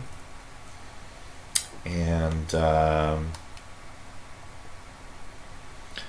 really nice to yeah, we'll do a moaning show next time. That's true. Oh god. So yes, KC Red Dragon, you're on the list. Yes, you're on the list. So, you guys ready? We are now going to draw the name of somebody. So, okay, first of all, show you guys. Empty box, okay? You guys can see it's empty. No tricks, nothing. In this box, I will enter the names of Casey Bridges. We will enter the name of Raymond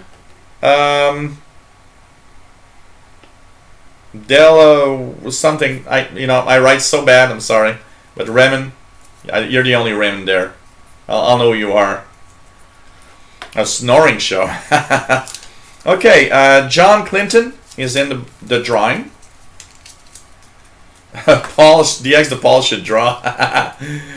David Poole is in the drawing.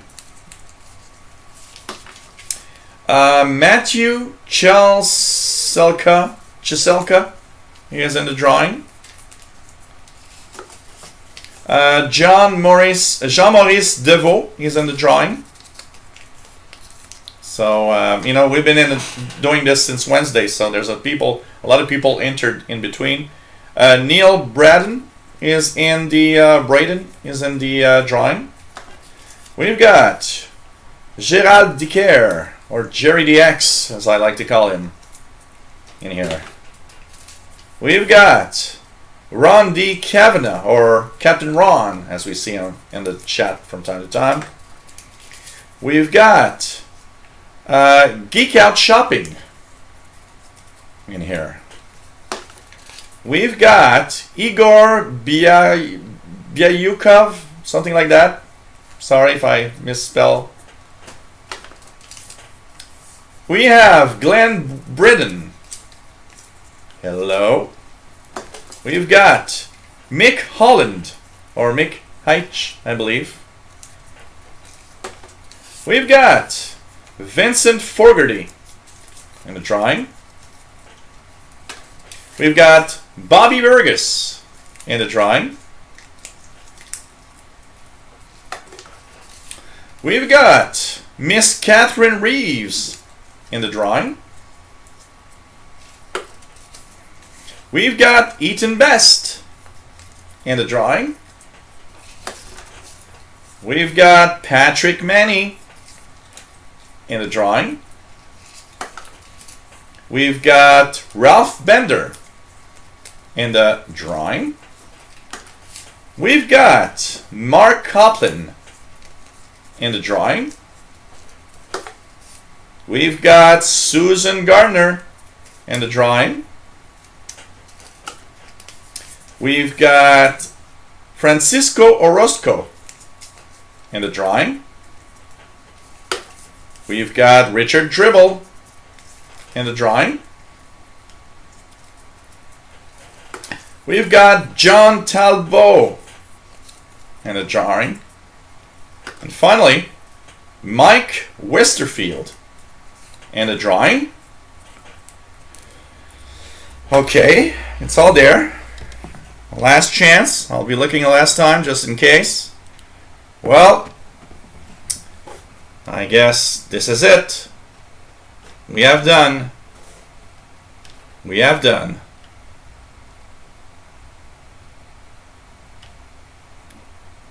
everything. So I want to wish good luck to everybody. You know, if it was just for me, if I'd be a millionaire, you'd all have one. You know, I'd be sending one to each and every one of you. Unfortunately, I am not rich enough for that. So, okay.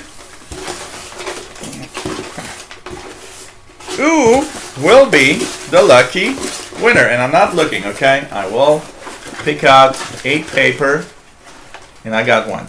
So I got one. I've got one. I've got one right here. The lucky winner is Susan Gardner.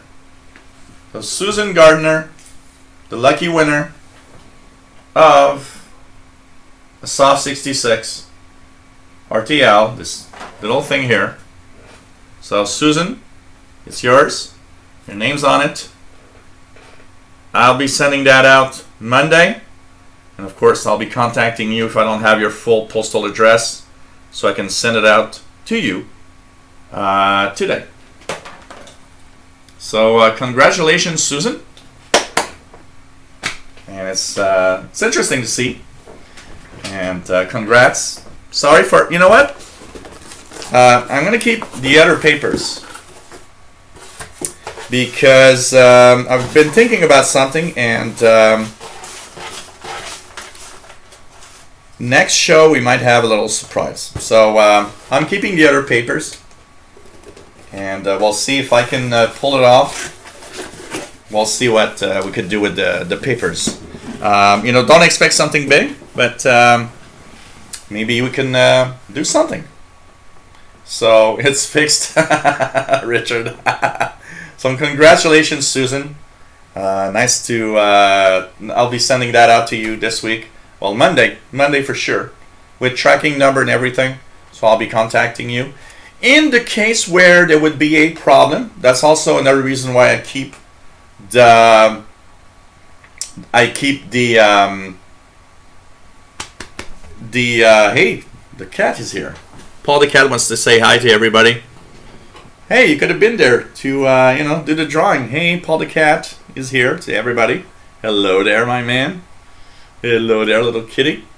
So I will be sending that out this week. And yeah, Trump would say fake drawing, I can tell you that. Fake drawing, we couldn't see the box. The papers were not clear. You fool or something.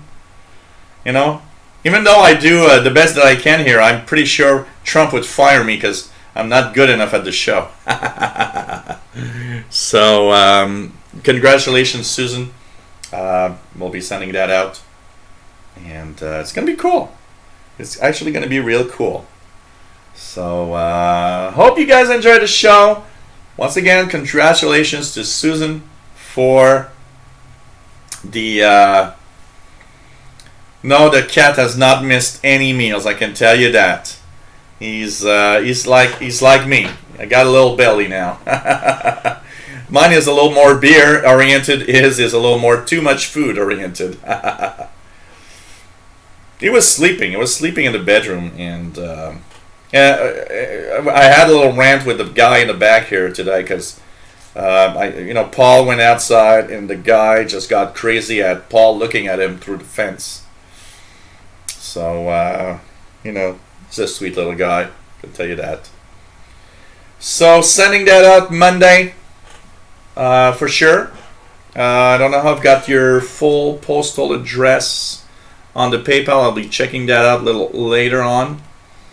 And happy birthday, Jerry. You know what? Take that day to do just the things you want to do and to have fun. It's the most important day of the year for you. And you gotta just, take it easy. You gotta just take it easy.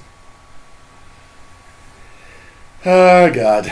So take care, everybody. It was nice to have you on board. 3 hours and a half of doing a live show. Thank you for donations, everybody. And the address on the PayPal is correct. Cool, Misery's Fans. I'll be sending that out Monday with tracking. And I believe I have your email in the PayPal also. So I'll be sending you email. Monday, late afternoon, evening. Check for an email that I'll be sending you for with the tracking number and everything. It's going to be all in an email. And congratulations once again.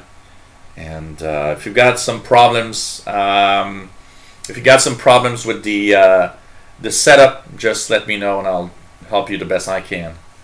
So thanks everybody for being here. Nice to have all of you on board. Hope you enjoyed the show as usual. Always nice. Next radio show, next Friday, May 19th at 4 p.m. Eastern, 2000 hours UTC.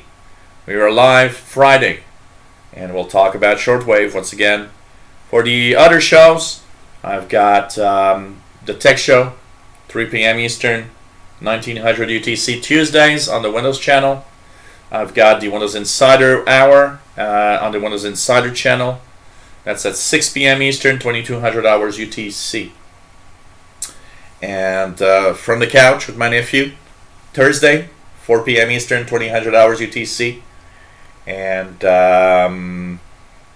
we have the Retro Gaming on the Old Computer Museum channel, 7:30 p.m., 2330 UTC. And of course, next radio show is next Friday, May 19th. Hope you guys can be here. Take care, everybody. Always nice to have all of you on board. Without all of you, there would be no show. And you guys are fantastic. Thank you. Take care. Love you all. Have a nice Mother's Day for those that will do that tomorrow or maybe today, because some people are already there in Australia. Stay safe. Love you. Good night. And thanks everybody for the nice comments. Bye.